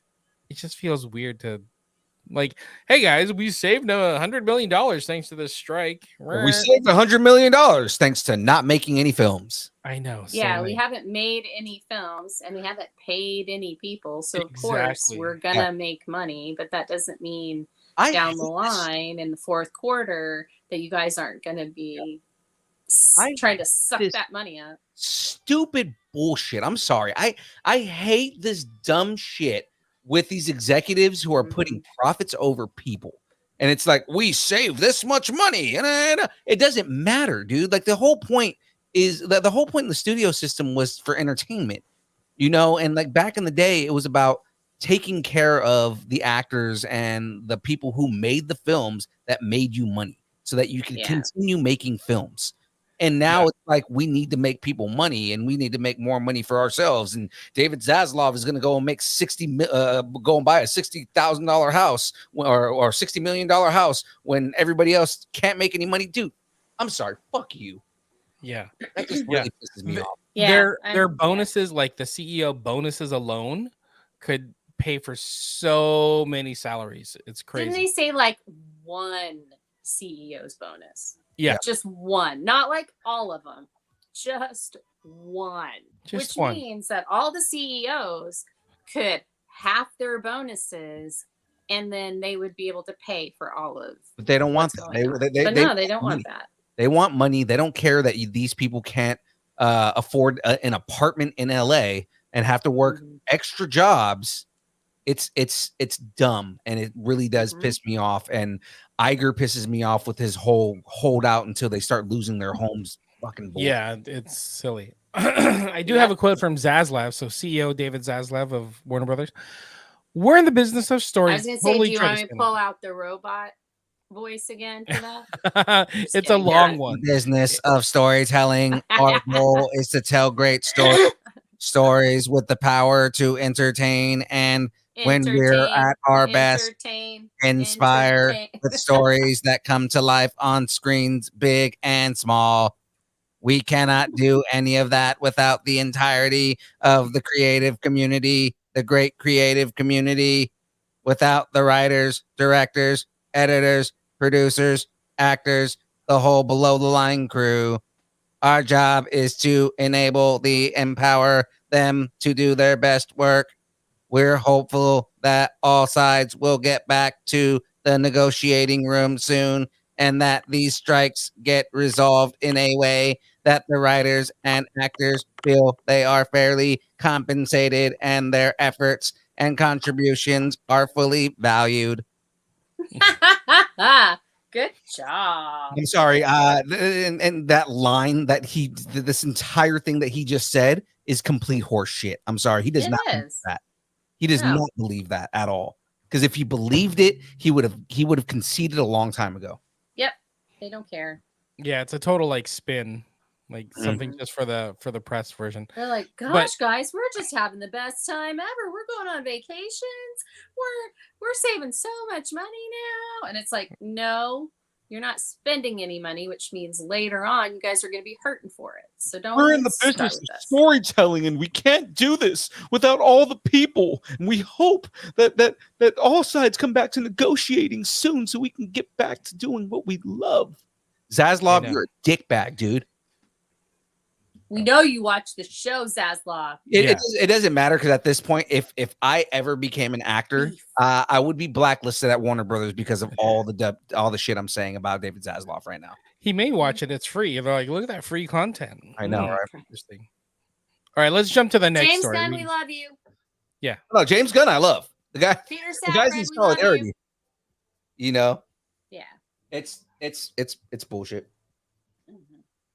All right, ready for this next one? This one's kind of interesting. So, a potential twist in the various strike situations. The employees that make up Marvel's VFX crews have been decided to unionize with the National Labor Relations Board, and they have chosen to be represented by IATSE. Wow. Yeah. That's like IATSE. That's like, well, I can't say what I think it's really like, but that's like hard hitting. They like really go after it. They're a good union. Sorry. Yeah, so positions such as production designers, art directors, camera operators, sound editors, hair and makeup artists, costumes, wardrobe, script supervisors, grips, lighting, props, and painters long have been represented by IATSE in the film and television, but workers in VFX classification historically have not, which if you think about it, VFX artists, I think the last like negotiation was so long ago, but then Right. VFX is in the kind of fairly new, 30 years ish, you know, and they haven't really, or maybe 40 years, but they haven't really gone back to it. So the IATSE president Matthew Loeb said about the filing, we are witnessing an unprecedented wave of solidarity that's breaking down old barriers in the industry and proving we're all in this fight together. That doesn't happen in a vacuum. Super interesting. Entertainment workers everywhere are sticking up for each other's rights. That's what our movement is all about. I congratulate these workers on taking this important step and using their collective voice. So just think about the CEOs, these huge corporations in the industry. They're just getting hit on every front. Writers, actors, now VFX artists, dude, it's all over the place. It's nuts. The thing is that because they're talking about how much money that they're saving and how much money that they're getting and making all this other stuff and making these bonuses. It's like all the people at the top, like it's. I said it in our chat the other day. The chickens are coming to roost. Like you guys are feeding in on all of this money and not giving it to the people who are doing everything for you. You're trying to find your ways to be cheap about everything. And it's like, you're not going to get away with it. At this point, it's you either make all the money and no longer ever put out a property or any kind of IP ever, or you pay people what they deserve to be paid. Yeah. Yeah. And we talked about this like with, say, like video game creators and how there's that crunch culture. Yeah. Right. It's kind of the same thing. So the union said this marks the first time VFX professionals have joined together to demand the same rights and protections as their unionized colleagues in the film industry. VFX coordinator Bella Huffman highlighted some of the issues for VFX workers. Turnaround times don't apply to us. Protected hours don't apply to us. Pay equity doesn't apply to us. Visual effects must become a sustainable and safe department for everyone who suffered far too long and for all newcomers who need to know they won't be exploited. It's 100%, because I mean, like, you really think about it, like at this point in time where movies are going, without VFX, you're not doing shit. Yeah. Mhm. You know, I'm actually absolutely. curious. I'm gonna have to text him, but I'm actually curious what Curtis Corona has to say about this. Yeah. Be Mm. interesting. You know, I mean, I think that the execs kind of has started to do this to themselves. Yeah, Because, absolutely. you know, they're just, it's all these horror stories. But you know what movie will probably need VFX a lot? Tell me. Wonder Woman 3. Oh, let's baby! talk about it. Let's switch it up. Let's talk about I love that. That's a really good transition. Thanks. All right. It's sort of a rumor, but the source is key. We threw the lasso of truth around Gal Gadot. Okay, no, I'm not reading that. Mm-mm.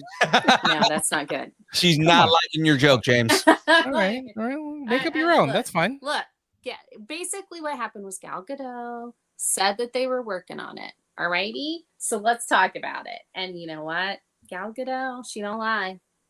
Maybe she does. I don't know. I don't know her personally. Gal Gadot, come on the show. I know, right? All right. The future of Gal Gadot's Wonder Woman in the DCU has been pretty unclear since James Gunn and Peter Safran took over. So Gunn did confirm that Gadot is still on board to play Wonder Woman, but also admitted that he's not sure what to do with her yet. So while promoting her upcoming Netflix action movie Heart of Stone, which I do want to see, that looks really cool. Mhm. The actress told CB comic book. What's CB? Yeah, comic book. Okay. That she will be developing Wonder Woman 3 with Gunn and Safran. She said, "I love portraying Wonder Woman. It's so close to and dear to my heart. From what I heard from James and from Peter is that we're gonna develop a Wonder Woman 3 together. No word on when Gal will be filming? No, we'll be firing up her invisible jet." Yeah, that one. Invisible jet at the end, no? Okay. all You right. don't fire up you might gas up an invisible jet, but you wouldn't fire up. Are you using gas? James, we'll just talk. You're about using it. gas in Actually, It's the jet invisible fuel, jet. and it's just the invisible jet using jet fuel is just contributing to global warming. Real quick before just jump back in the last story, For Curtis one Corona. person. Yeah, Curtis Corona gave us a statement. Wait, why are you messaging Curtis Corona? Because he is he's a VFX supervisor. Thank you. Oh, cool. Okay, so his On movies such as everything good. He did everything that looks good. There's a lot of movies that were not good that he also did not like, and he said on the show that he did not like these movies that he worked on. But he worked a lot with Maximum Effort. He does a lot of Maximum Effort now. But Adam Project. He worked on Justice League, Snyder Cut. Mhm. He worked on everybody's favorite X-Men movie, Dark Phoenix. So he's got a resume. he worked on God, what was the Dude's legit. He's got credit. where was the movie that where the dude's name was Ryan Reynolds, and he played a guy named Guy. Oh, Free Guy. He did the VFX for Free Guy. which is a double thing.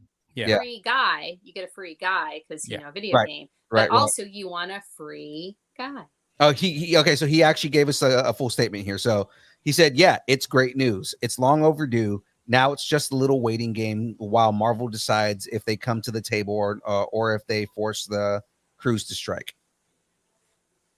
Yeah, I mean, But I mean, like it's this just is a guy getting bad out there. Yeah, this is a guy that's on the inside, right? I mean, like he actually does this, right? He's actually part of VFX crews. He's the supervisor on most of these crews, and especially on on large scale movies. He's done things on that. He worked on Stranger Things. Oh, that's cool. Yeah. So that's great. I think it's a great statement too. I think he kept it as non-political as possible. So, I mean, and that's what you got to do. Yeah, but I mean, like he's saying it's a good thing, and again, that not his opinion, but in my opinion, it's kind of I guess it is his opinion. It's long overdue. It's something that these crews who have been putting up with a lot for the longest time, they're finally going to get their just due. So but let's continue with Wonder Woman just because I got the statement halfway through while we were talking here. So No, I was done. I think we wrapped it with Wonder Woman. Yeah, And I mean, yeah, I think it's gonna be cool. I hope they do it. I mean, they could do a lot of stuff with her. It's cool that they're doing a third. She can be Wonder Woman in any universe. yeah.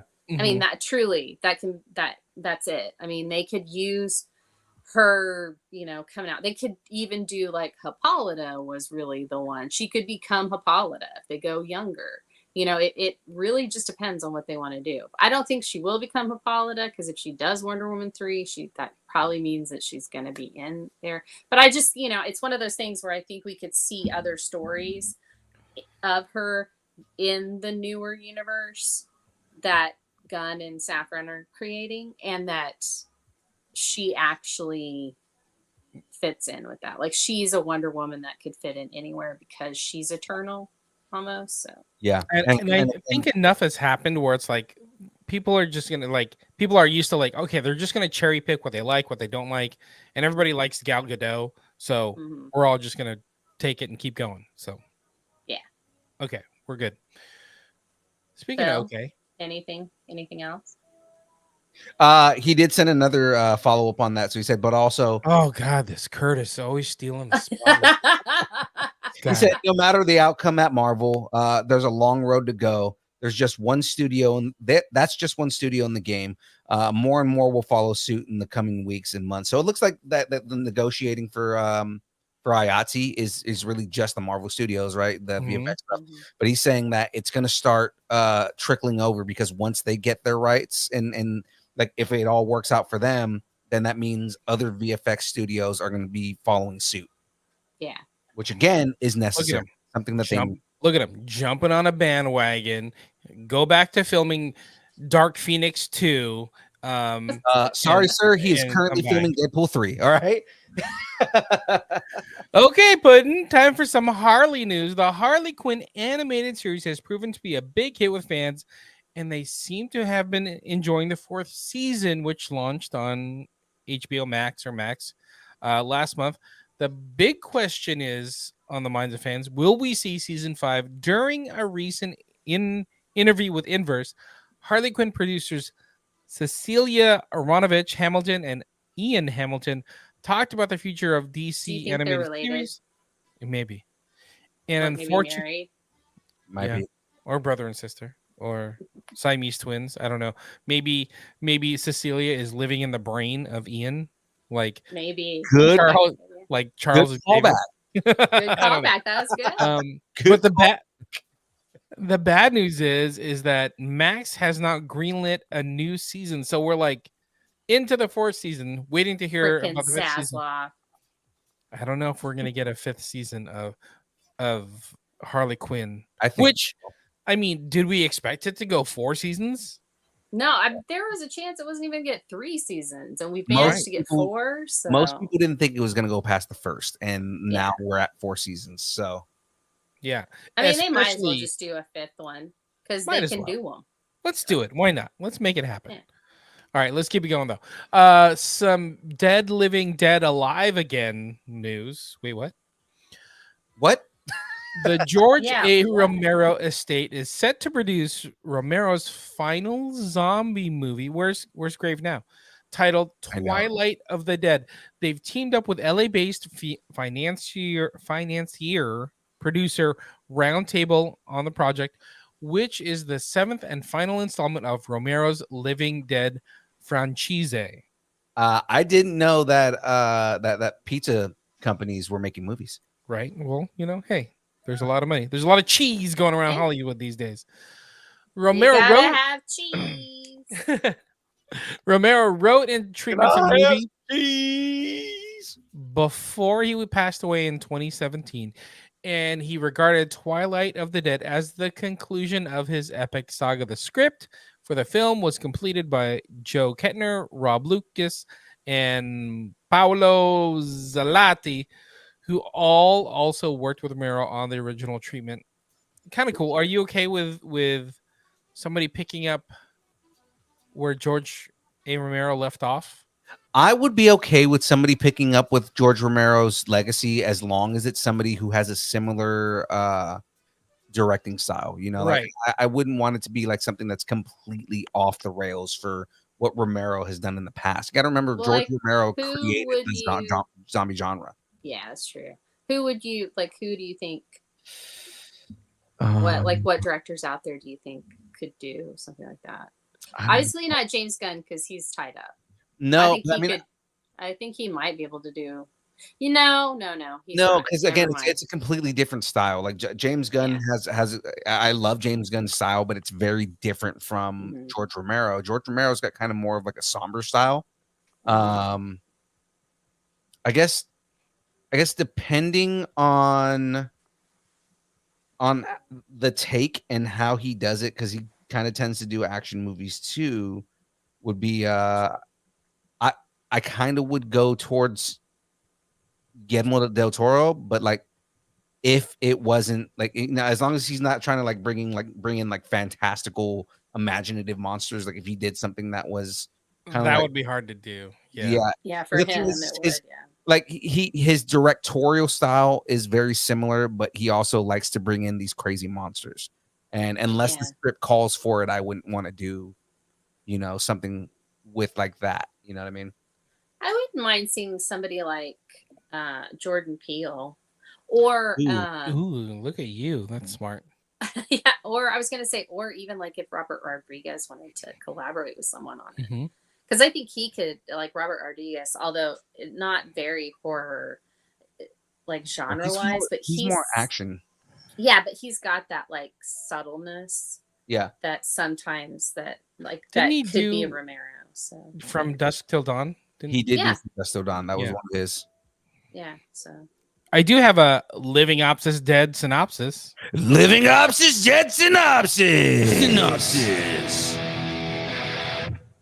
The story is set on a tropical island and will delve into the dark nature of humanity from the perspective of the last humans on Earth who are caught between factions of the undead. The film is also described as a thought-provoking socio-political commentary wrapped in a genre piece. Interesting. Wow. Like I said, it'll be interesting to see like who picks up on this, right? Or I mean, I would be fine with like, you know, a newer director as long as they're able to kind of like pick up on the style. You know what I mean? Yeah. Twilight of the Dead is looking to start shooting in late 2023 in Puerto Rico. Puerto Rico. Whoa! Puerto Rico. Whoa! Okay. Warriors, come out and play. I need bottles on my fingers like right now. Right. Lin-Manuel Miranda is set to delve us into a stage musical adaptation of The Warriors, which is based on the Sol Urich's 1965 novel. The book was adapted into the cult classic 1979 film directed by Walter Hill, which is what most people are familiar with. Lin-Manuel doing I guess, you know, another New York piece. Mm-hmm. Are we okay with this? That's cool. Yeah. I actually think he could do that. I would, you know, if he were gonna take a cult classic movie and make it into a musical, this is the one I would want to see him do. Yeah, totally. To be honest, I mean, honestly, I like, what else is he gonna do? Like make Jaws. Outsiders? Jaws will be a musical. Jaws musical. Land Shark.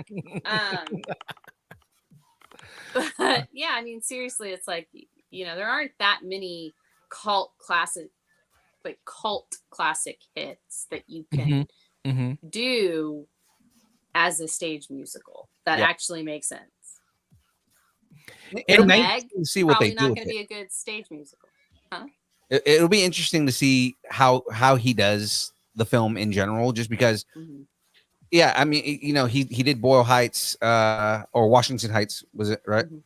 Yeah, you know, he's really good at writing hip hop themed musicals. I think that you can either you can make it take place in the 80s or you can make it take place in the 90s. I think if you updated the Warriors, it would be good in the mid 80s. Yeah, I can see that. I can see You if they know. did And that. some hip hop. I Yeah, would yeah. like to see. I mean, if they don't update it, I'd like to see him delve a little bit more into like rock, like Mhm. almost a rock opera for it. Yeah. I think that would be really cool. But I could see hip hop with it. I think Yeah. that might actually be really neat.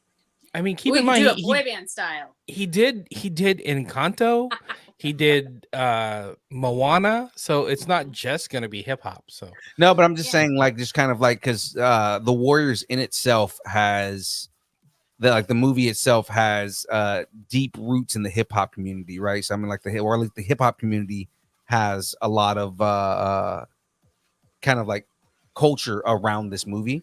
So to Yeah. kind of like update it and make it where a movie that influenced hip hop culture, you kind of reverse that and do hip hop influence in an updated version of the movie. yeah. And it's I kind of like think homage, like kind of call back Yeah. to something that inspired the hip hop culture. You know what I mean? and I think that would be great because I would love to see something like that. And I totally trust Lin-Manuel Miranda to figure out what music that show need, like what it needs, like what do they like by the story they're telling, the music's going to help tell that. So he'll figure out what music is going to best tell that story. Right. I dig it. I do have a Warrioropsis. Warrioropsis, come out didn't and say- play. Synopsis.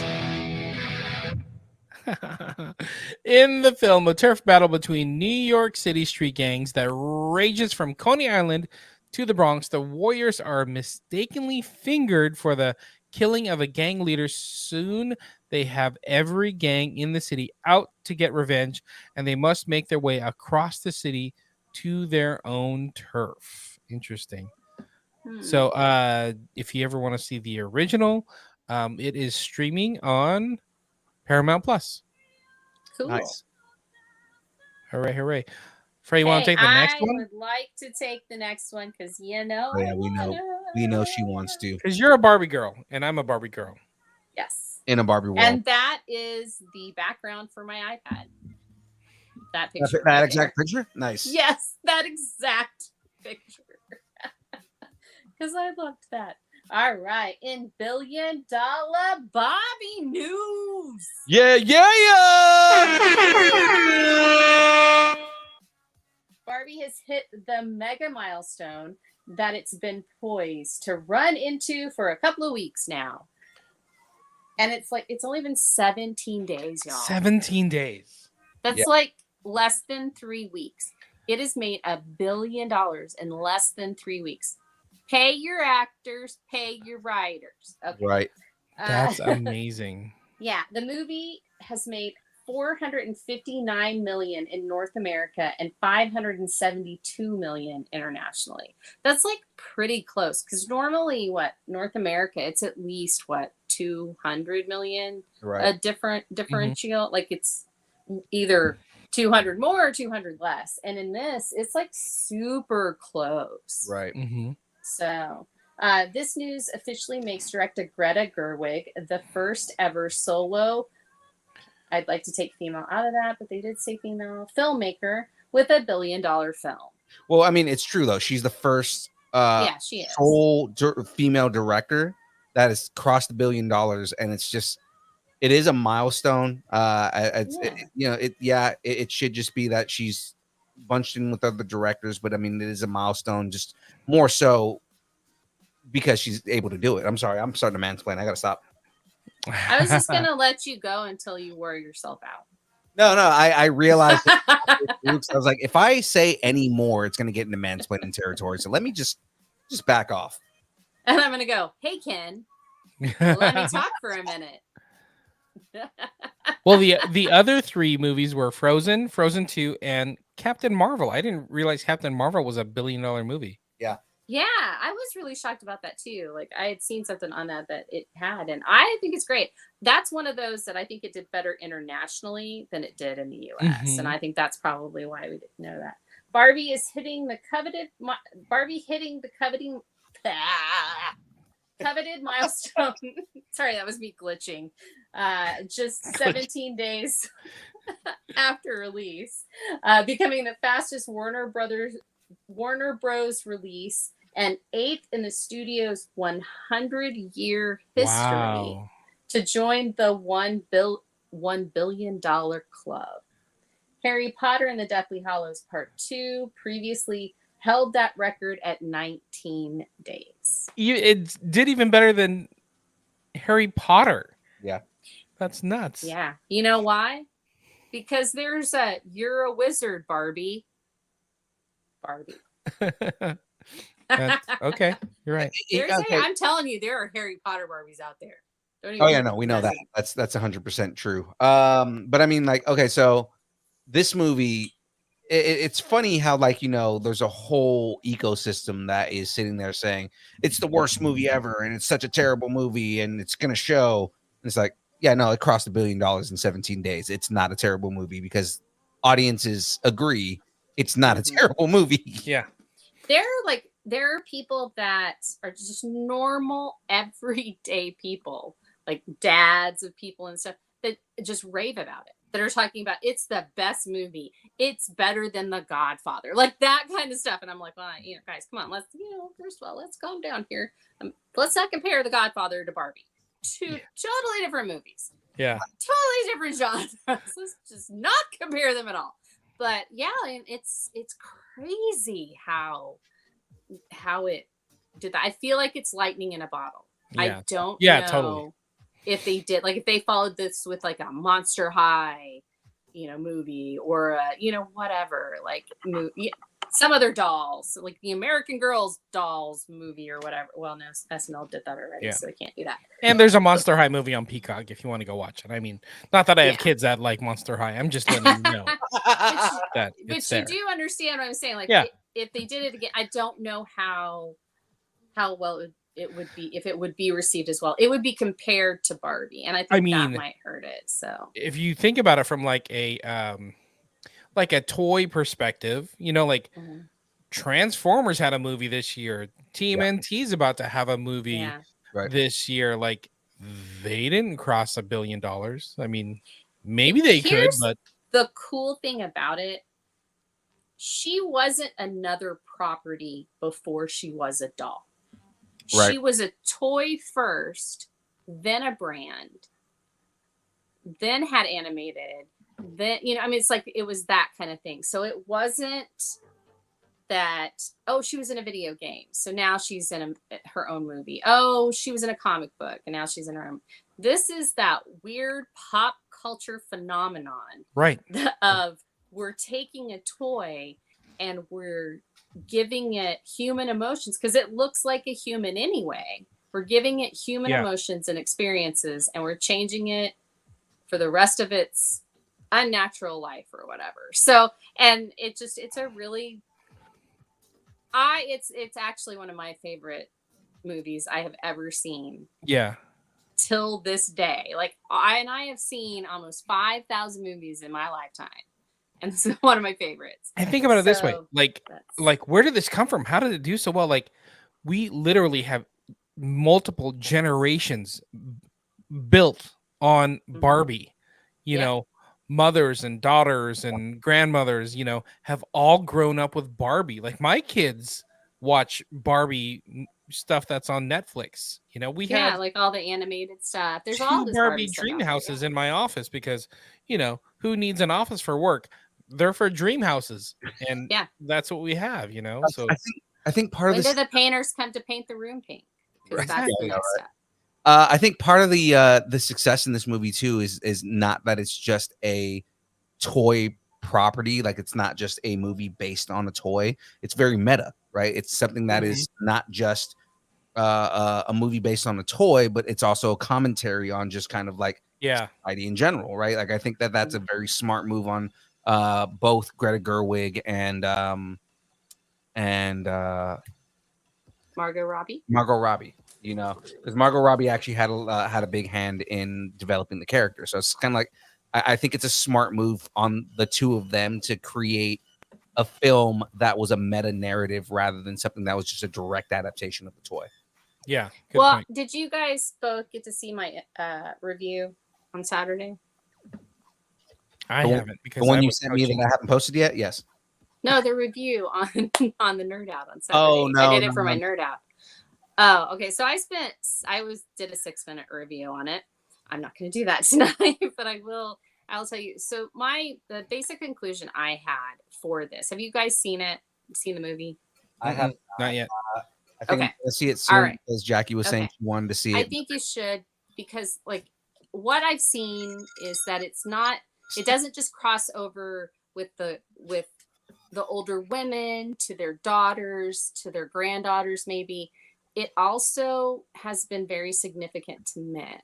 And and that's what I think also has helped. Because so Husby didn't want to go see it, and he did go see it with me, and he thought it was awesome. Like, he was like, this is awesome. He's like, I don't know if we needed this movie, but it was awesome, and I had so much fun in it, and I really loved it. And like, he really just that was what he said. And I've seen a lot of guys have that too. And the reason I think it's doing so well is because it shows the flaws in the patriarchy, but it also shows the flaws in what a matriarchy would be. And it's the statement that it makes overall is we've got to come up with a better way. We need to let people know that we're grateful that they're in our lives, and we need to come up with a different way so that we don't pit people against people. And I think that's a solid thing. I mean, yeah, it is also about other things. It's about Margot Robbie's character and her journey, and it's about humans, and it's about Kens, and I mean, it's about a lot of stuff, and it's glitzy and it's beautiful, and there's a lot of pink, and I mean, it's great, and it's fun, and it's funny, and it'll make you cry. But I think overall that's what it is, and I think that's what audiences are resonating with. I think that we're turning a corner, that society is starting to think about becoming more compassionate to each other again, and I like that. I think that's a good thing, and that's what I love about the movie. So there you go. And I totally agree. And it's like doing what movies are supposed to do. Like, you're supposed to go enjoy this film, but then talk about it. Like, bring people together to go see it, and then you're going to discuss it and talk about it and relate to it afterwards. I had a friend. I still think about it. Yeah. Like now, I'll catch myself thinking about, gosh, I really love that movie. And so it's thought provoking, even when you're just like not thinking about anything in general. You're just thinking about how much you really liked that movie. So to do that, I think they did such a good job. And I credit Greta Gerwig for a lot of it, because I do think it was her vision that she brought out. Yeah. That's awesome. Awesome. All right, let's keep it going, because we got a few more stories, but sorry, you guys knew I was going to go off on Barbie. Shout out to Barbie. In fact, it's one of those things where we were just like, let it go. I'm not. I don't care about the timer at this point, because this is just let it happen. She's got to get it out. No, but it's good. I mean, the whole thing is that we want that kind of narrative, and it's great. We need movies like that, and if it has to be wrapped in pink and plastic, I'm all for it. Okay, let's have 10 of them. Right. So check this out. Barbie money could buy 2 of these. Lionsgate has acquired Hasbro's Entertainment One, E1, film and TV production company for $500 million. All hairs. Wow. So Barbie could buy 2 of these production companies.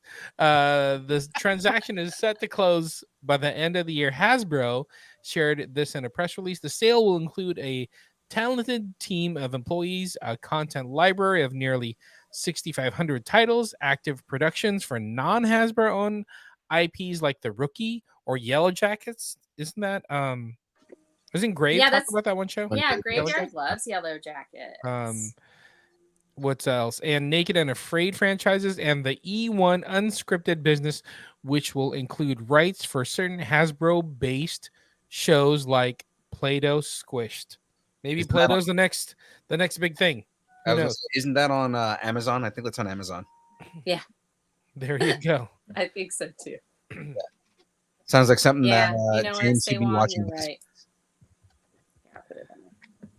Barbie did. He's right. Yeah.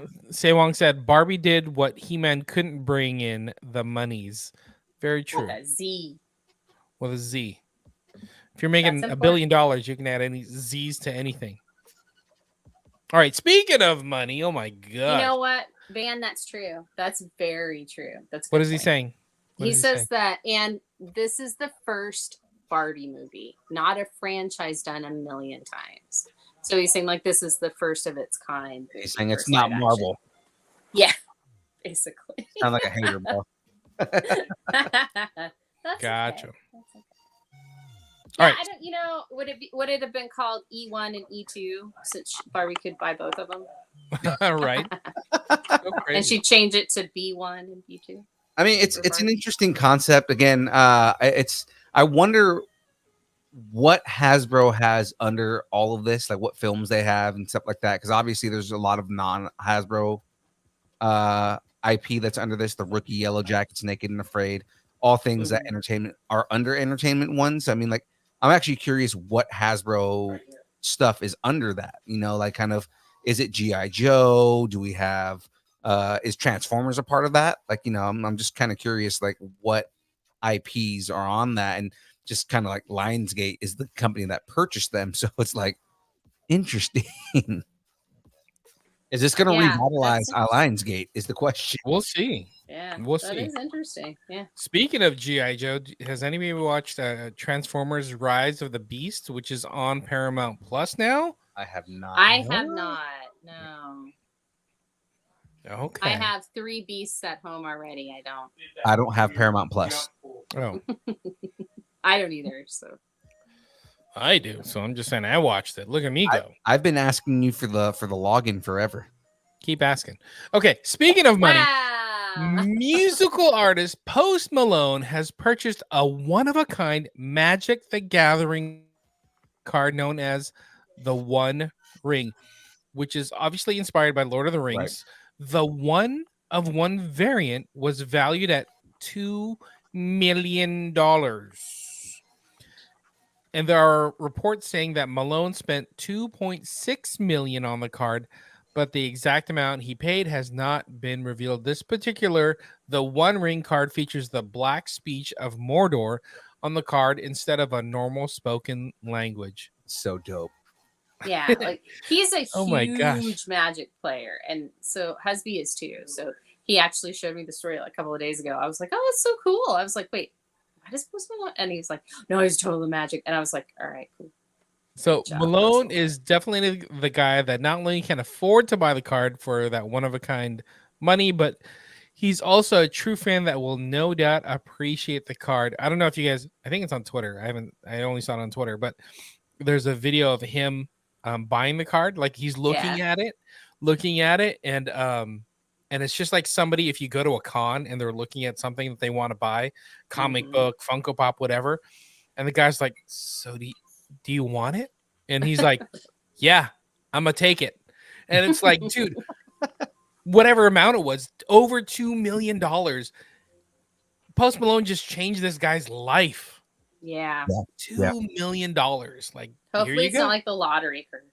Okay, so I remember when we talked about Magic coming out with these Lord of the Rings cards, and I remember just talking about, oh, you know how cool it would be like to be the person who got the One Ring, because they announced that they were only going to make one ring card, and it was like, yeah, like, you know, people, it's like Pokemon cards, like people are going to buy 1,000 packs just so they can get a specific shiny, right? So it's like, you know, guarantee that people bought crazy amount of packs, and I guarantee you the guy who actually got the pack was just a random dude. It wasn't somebody who bought like 1,000 packs of cards, you know. But like he, you know, he got the One Ring, sold it for over 2 million, because again, we don't know the exact amount, but we know it was over 2 million. The thing was, is the other thing I read about this was that it was because he had it rated immediately, and it was a 7 and not a 10, even though he had gotten it right out of the pack. Yeah. And there was something, there was something about how, like, you know, oh yeah, well, you know, even though it came out of the pack, it wasn't in perfect condition. And it's like, well, how? It came out of the pack. Well, if that's the thing, then that it came ain't out of his the pack. fault. Then it should be a 10 because that's the only one they made. So there's nothing to compare it to. Yeah, exactly. It's a 10 out of 10 no matter what it is. Yeah. So okay, because it was first sold at 2.6 or at whatever at over 2 million. you know, the way that the valuation with these cards go, it's never going to be less than the amount that Post Malone paid for it. So if he sells that card, it's going to be more than what he bought it for. I guarantee you, he's not going to sell that card. That card is going to be inherited to whoever, you know, has he writes out in his will. But He's I mean, gonna wear it like a chain. You know what I mean? he's gonna do what Logan Paul does and walks around with his Pikachu card. Yes. Yeah. I got that reference. I know what reference you were making. That Logan Paul literally wears it as a chain. Yes, it's so funny. Yeah, that was previously the most expensive card before this one. So I'm really happy for him, and I played Magic the Gathering. I know it's really fun, and this is one of those things where he can never play this card in a deck. I mean, it's just not going to happen. So it's like they made that card irrelevant. Well, I mean, the game because you can't play it. You can't do anything with it anyways. It's written in the Black Speech of Mordor. So I mean, like, you know, I mean, there's probably people who read the Black Speech and know how to speak the Black Speech and like speak Orcish and everything like that. But it's like, it's not gonna. You're not gonna play that card. Yeah, I guarantee you on the card, what's written on the card is actually like an end all thing. Like if you put that card down, you win the game automatically. Yeah, probably something like that. Yeah. If you're in control of this card, you can never die. Right. Something like that. So you just like if you place the card down, like, you know, everybody automatically dies. Yeah, something like that. Yeah, I could see that. So yeah, and you know, Wizards of the Coast needs some good PR right now, so this is good. Yeah, that's good for them. Let's go because we've got another Kevin Smith. Back to Snoochie news. Last week, Kevin Smith released a video on YouTube asking fans to make Jay and Silent Bob's Secret Stash their local comic shop.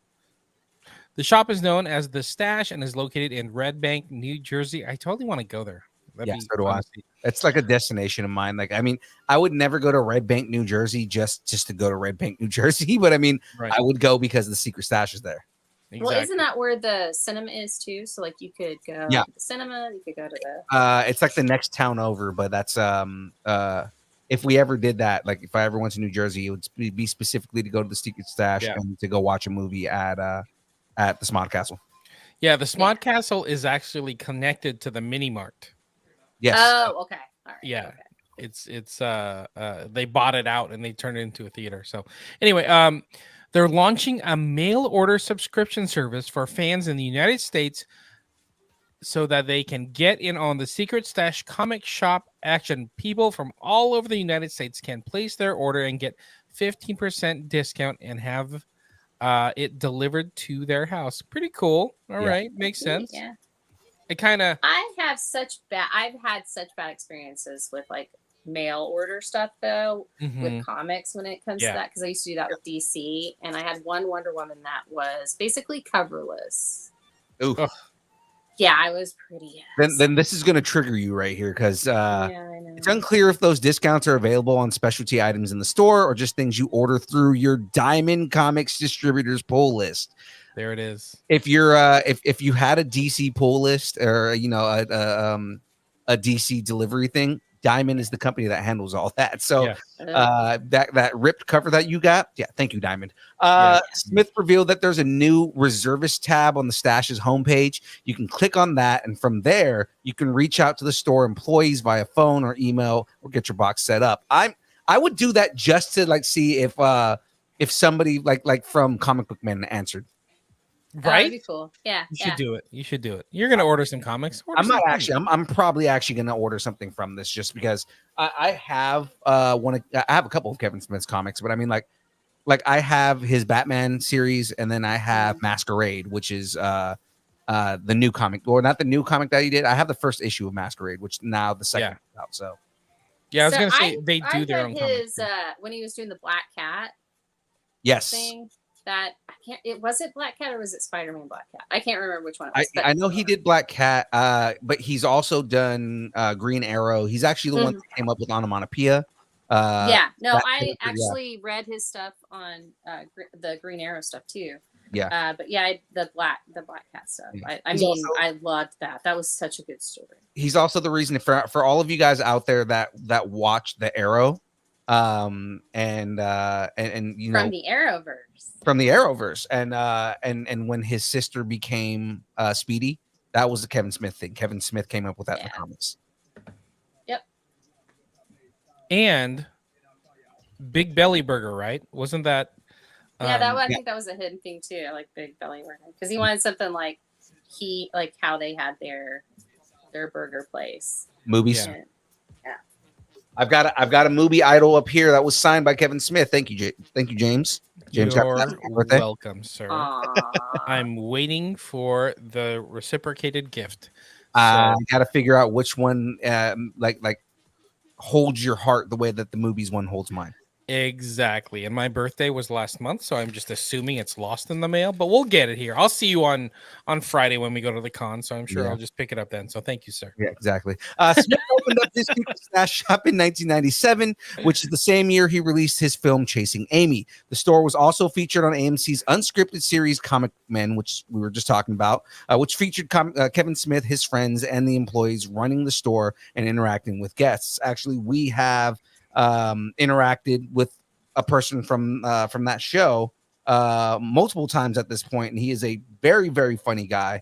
But all of a sudden I'm forgetting his name, and I feel like a jerk for forgetting his name. I loved that show, Comic Man. I watched the show all the time. Yeah. James, help me. What's talking about Ming Chen? Ming Chen.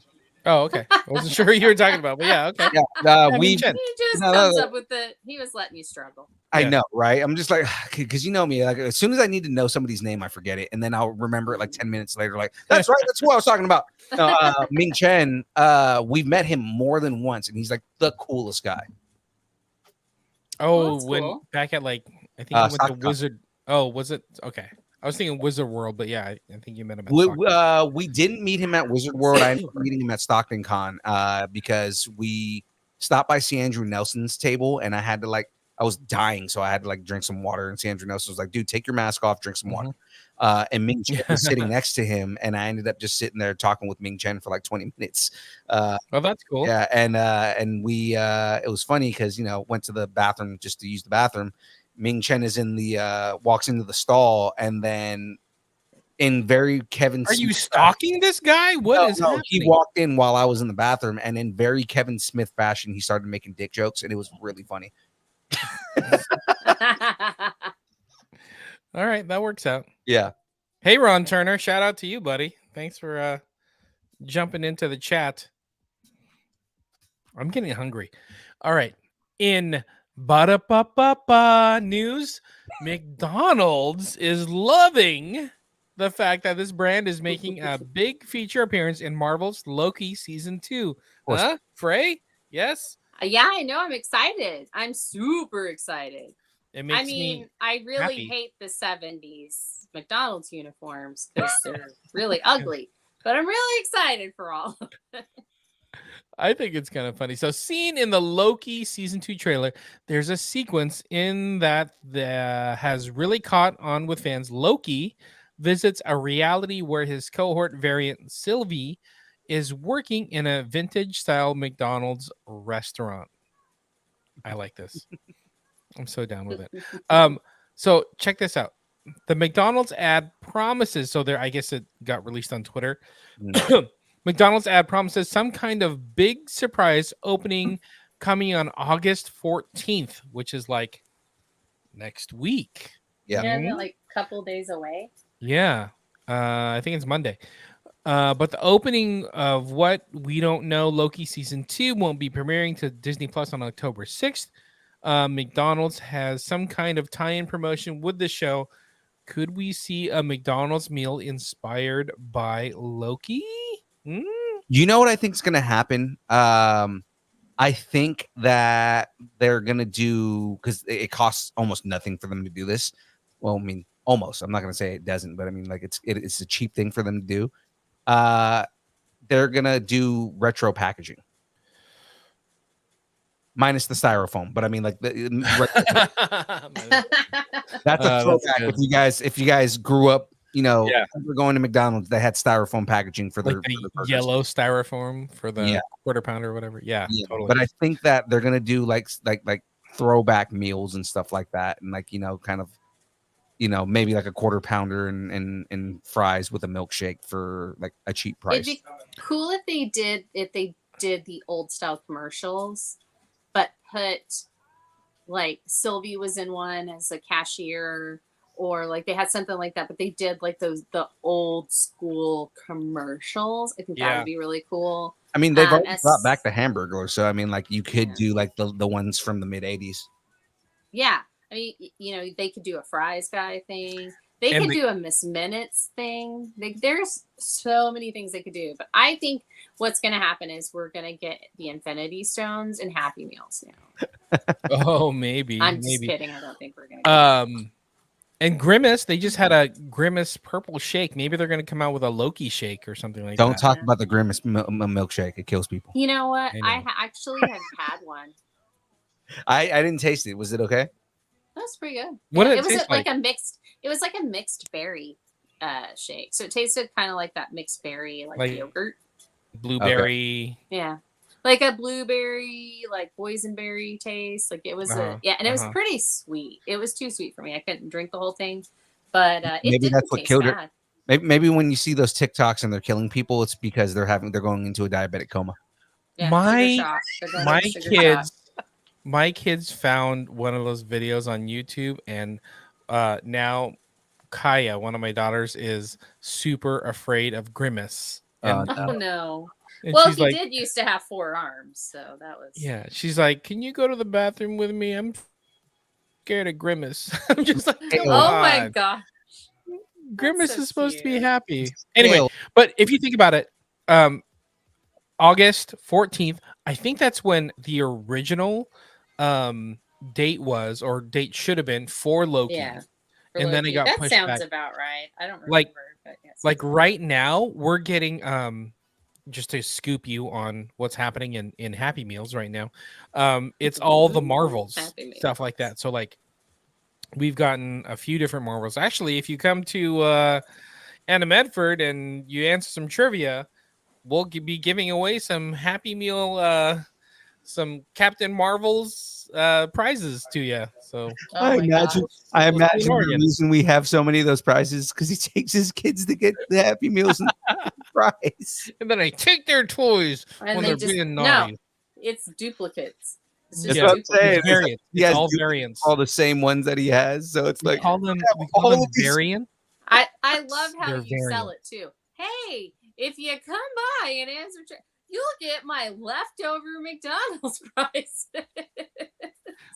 I do have 2 Funko Pops that I purchased specifically for this show. So See? I just thought it was like the way that he was like, yeah, you know, the Marvels toys are in the yeah, Happy the way Meals. these Happy Meal Marvel Yeah. toys. Come to Anna Medford and get some greasy used Happy Meals toys, and then next week, Secondhand Happy Meal toy. next week, we'll have some kind of Loki tie-in, and in the meantime, we got taco news. We got tacos, people. In its first major announcement since Taco John's officially released its trademark on Taco Tuesday, Taco Bell is celebrating in a big way. The company revealed it's giving away free tacos for nearly the entire month of September. Beginning next Tuesday, August 15th, every Taco Bell location will gift taco friends a free Doritos Locos taco, similar to the chain's frequent giveaways during the pandemic. So you can get a free Doritos Locos taco. Yes. See? Pretty good. See? Free Doritos Locos tacos will be available every Tuesday. Get it? Taco Tuesday. hmm Oh. It's Taco Tuesday. And you know what that means? Leading up to Tuesday, September 12th, which is when the real celebration begins, according to the taco chain, it's partnered with DoorDash to give away up to $5 million worth of tacos on September 12th, regardless of which chain of or Mexican restaurant you order them from. Wow. That's crazy. They're just like, What? we love tacos so much. Even if you don't get tacos with Taco Bell, we're paying for your tacos on Steam. That's so awesome. Like That's wherever you get awesome. tacos, just get tacos. Exact details for the September 12th event have not yet been unveiled, but you can plan on eating tacos every week for the next month if need be, which I'll eat a taco every day. Absolutely. Taco Tuesday belongs to all who make, sell, eat, and celebrate tacos. Celebrate tacos. And this free-for-all will not only thank taco fans who support the cause, but will also spotlight local restaurants and vendors who can now embrace Taco Tuesdays without fear of legal action. So I guess Taco John's had the copyright on Taco Tuesday, kind of like how NFL has the copyright on the Super Bowl, and you're not allowed to say the Super Bowl. Nobody Didn't could say you just Taco do Tuesday that? before. Oh my gosh, Whoa, we're gonna get no. sued by the NFL. Yeah. Taco Bell chief marketer Taylor Montgomery said in the announcement, "When tacos win, we all win. We all win when Taco John's decides to release its trademark registration. We all win when taco vendors everywhere are free to enjoy the movement, and we all win when taco fans can freely celebrate and support Taco Tuesdays at Taco Bell or anywhere else. Give me a taco now. Tacos on the table." Amazing. So tacos on the table right there. Apparently, those tacos will be Dorito Locos. Yes, or any other taco. I That's mean, kinda fun. I love the idea of them just being like, "Hey, Taco John's, we want you to release that trademark, and by doing so, we're gonna give everybody free tacos, Yeah. so that way everybody berates you into releasing that trademark." Wow. That's so awesome. I so want to go eat a taco now. Yeah. From anywhere.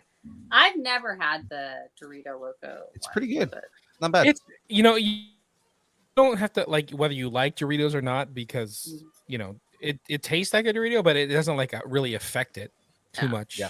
I like. It's still Doritos, just a taco. I miss the yeah. other flavors of Doritos tacos that they had because they had the Cool Ranch. They just brought back the volcano one just recently, Oh, that's but cool. it's gone again. So You are such a connoisseur of like snack food and like special event snack food. It's so funny to me. I know. But go eat a Doritos taco. You got a Taco Bell somewhere over there, yeah?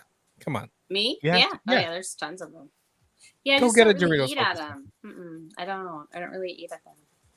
Well, so like we have this other place here that's like more local, and they do like street tacos and different things like that. So we go there because Oh, okay. it's better selection. And she's it's like, "I better want food. actual Mexican food, Yeah, I'm not one to get like not Taco Bell. Taco Bell that tried to open up a restaurant in Mexico and they laughed them out of there because they were like, this is not Mexican food." yeah. Taco Bell actually, they finally figured out what their formula was, and they're now starting to become popular in Mexico because they rebranded themselves as American food. Yeah, there you go. exactly. Just say it's American food. Just like KFC in like Japan, it's like, hey, it's just American food. Yeah. A little But bit of that America. actually technically is fried chicken is American food. Well, Whereas Taco Bell taco- Taco Bell tacos are not Mexican No, food. they're not. That's Tex-Mex. No, absolutely not. Yeah. What makes them Tex-Mex? Because it was created in Texas, not in Mexico. Yeah, it's Oh. the hard shell. Most tacos are soft shell in Mexico, aren't they? It's not a shell at all. They're corn. Traditional tacos are corn tacos or corn tortillas. They're like the little Yeah. small corn tortillas. Whereas Taco Bell, if it's soft, it's a flour tortilla, which also is an American thing. And or If it's a hard shell, it's a tostada. Yeah, or it's like a enchilada, or there's like all sorts of things. yeah, like burritos are also American. You go to Mexico, you will not find a burrito anywhere in sight. Mhm. Really interesting. You know, you will find in Mexico is tortas. Mm, Oh yeah, tortillas. mm. Yes. They're so greasy and yummy. No, You know what else you'll find? You'll find merch, people. We got merch, people. Merch in Mexico is really inexpensive. Merch in Mexico is every corner that you go to because they're trying to sell you Nosotros tenemos merch, mi gente. La raza. Simón. Hats are Estamos aquí con todo el merch. Compramos todo el merch. Si quiere comprar, si Chicle, quiere una chicle. gorro, si quiere una gorro, el gorro son $35 cada gorro, $30 cada gorro si compran más de una. I'm Are you sorry, trying to sell me a car? I just did that whole thing in Spanish. Go ahead. Chicle? Chicle? No, I just said the whole hat thing, but in Spanish. I I dig know. it. I was just saying chicle because that's my favorite thing. ¿Quieres chicle? By the way, is it John over at Hearts of Kyber? Yes. He was just talking. I was over there on their stream right before I jumped in here, and he was saying how he wanted a hat. So we should make sure to hit up John. Just reminded me. Not you speaking in Spanish, but just Okay. Well, let's translate in English here, ladies and gentlemen. We've got hats. Hats are $35 each, or $30 if you want to get multiple hats. At the moment, we only got Galaxy Gray available, but we've got hats if you are interested in hats. Now, of course, if you no, gorro, sombrero is a certain type of hat. Yes. Okay, I'll give that to you. Si quiere un gorro, tenemos gorro. Son $35 cada gorro. Somebody hit the SAP button. So What's it's happening? 35 each or 30 each if you get multiple hats. See? And then we've got t-shirts. Tenemos camisas. So you just need to DM us at Distance Nerding, Hacemos on una- your favorite social media site. We'll get your size and your shirt reserved. 20 if you're local, 25 if we have to ship it to you, 30 if you're nasty. Hey, because we are all into that. We are starving artists. I'm going to say that. By the way, so let's finish this part out. Lucharillas.com. If you want a Distance Nerdarilla shirt, they got shirts, they got bum boxes, stickers, and memory cards. It's awesome. The Distance Nerdarilla. Go check it out. Lucharillas.com. I'll post it in the chat. But what I was gonna say, we have Phil, you did such a good job with the Spanish. I'm very proud of you. Gracias, mi amigos. I was gonna say, young Phil has a surprise coming very soon for all you looking for Distance Nerding merch, because young Phil is a mercharilla, and we're gonna have some new stuff coming very soon. It's gonna be fun. It's exciting. You may see some shirts. You may see some stickers. So just be ready. Keep that money ready. Don't spend all your money on tacos, but it's coming. It's coming. Whatever he just said. I have no idea what's going on. I don't know what's going on. No, I know exactly what's going on. I know exactly what he's talking about. So if you want all the I'm details, that emoji, the girl that's like, what? I don't know what's going on. if you want all the details, because Island Phil Way. can't keep a secret. Mondays, Game Strings, hit him up from 8 to 12 and bug him nonstop on Twitch and ask him, and he'll be sure to give you some secrets. Tuesdays, the download 6:30 to 8:30, just how we're doing it right now. And Thursdays, the build from 6 to 8 p.m. Come hang out. We're going to do interviews and chat and do brackets and bug young Phil about Sometimes some brackets. secrets. As always. Now, of course, guys, just to let everybody know, so our guest this week is Joshua Brucker, who is a director, producer, writer of horror films. If you guys want to check out his work before coming out to the and watching us on Thursday, he's got a film out on Tubi right now called Mothman. It is a found footage film. It's not bad. It's actually pretty decent. But we'll be talking with him about some future projects. I know he's got a project coming out late. I think it's next month. Called The Woodman. Who I don't have anything for that. Sorry. who friend the Scream Girls were in that movie, and they told us about it in our interview. So we'll be cool. Nancy Ann Kidder and Nancy Ann Kidder. Leonora and Leonore Skeffo. Skeffo. Yes. Yeah.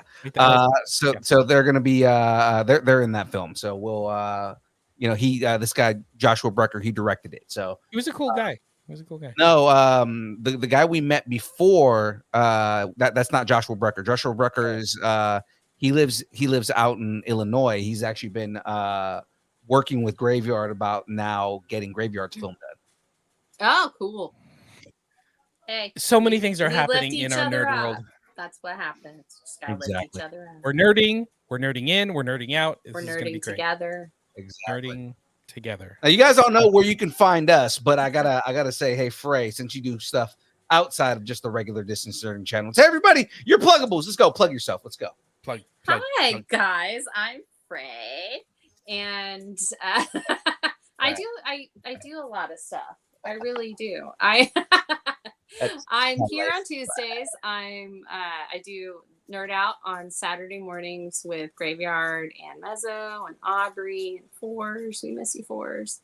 And I mod for both Distance Nerding and Kyber Cave Productions on Discord. You can absolutely find us there. They're both public, so definitely check us out there. We'd love to talk to you. I have my own channel called Frey Girl, and it's on YouTube. So we're getting really close to the first episode. We just need to upload it and of Classified, and so I'm really excited about it. Hope you guys like it. It's I think an interesting concept to classify your favorite fandoms into D&D classes, and and we give you like little figures to show. It's really neat. So hopefully you guys will like it as much as I do and as much as Shadu does, and hopefully that'll be up by Thursday this week, maybe Friday. I don't know. He's coming back on tomorrow, so we've got some couple things to do before that, but yeah, so we'll see about that. But yeah, definitely get in touch with me on Instagram, Twitter, Threads, TikTok. Did I say Instagram already? I did. I think that's it. What's your Instagram? That's the easiest way. Gotham_Oracle for Instagram, and also Threads. I'm Gotham_Oracle because they're from the same company. And then TikTok is Gotham.Oracle or Frey_Girl. Just to let you know. Yeah. I like it. So, anybody else, if you have something you want to discuss, tell us what you're nerding out on and make sure to let us know in the Facebook group, the Distance Nerdington Post.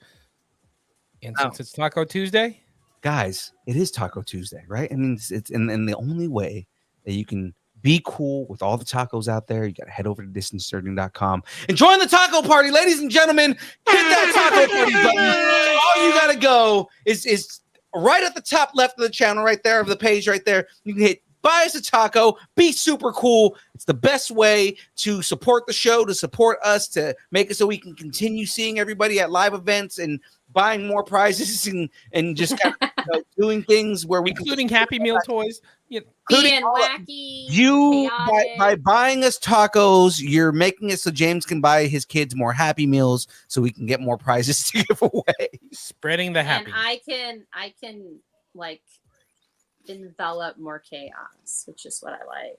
Exactly. We and tacos make that happen. Exactly. Tacos bring the chaos. Guys, connect with us on Instagram, Facebook, Twitter, Twitch, TikTok, Threads, YouTube, Discord, GeoCities, Farmers Only, Christian Mingle, every other app that you swipe left and right on.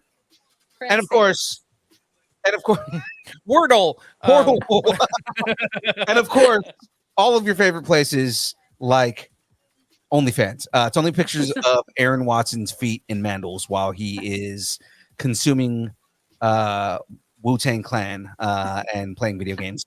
All Wu-Tang Clan for life. Sorry.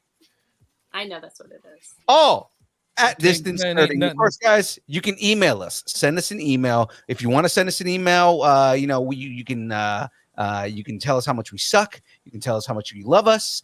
You can, like Frey says, we can break up with a significant other for you. We can propose to them too. Yes, we can definitely do a proposition for you. Just tell them, hey, go and listen to our show. Go and listen to Distance Nerding and wait for the surprise. Just wait for the surprise. All at Dist.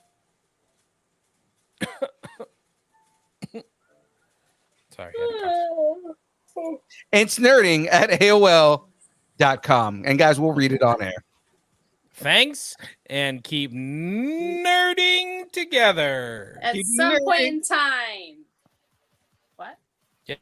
I was waiting for the end of that line. Okay. Dance party time, ladies and gentlemen. Let's do this.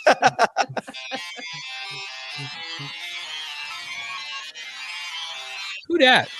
This is the top version of Corn Sweat. Is that a piece of corn? Is that a sweaty piece of corn? Sweaty No, piece of it's corn. a tot. It's a tater tot. Oh, it's a potato. Distance nerding.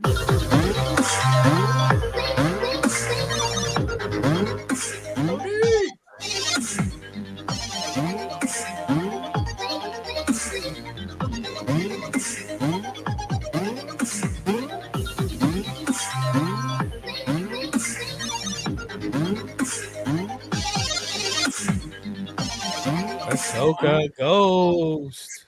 Or just I like a Ahsoka hologram. Force Ghost. Ooh, glow in the dark.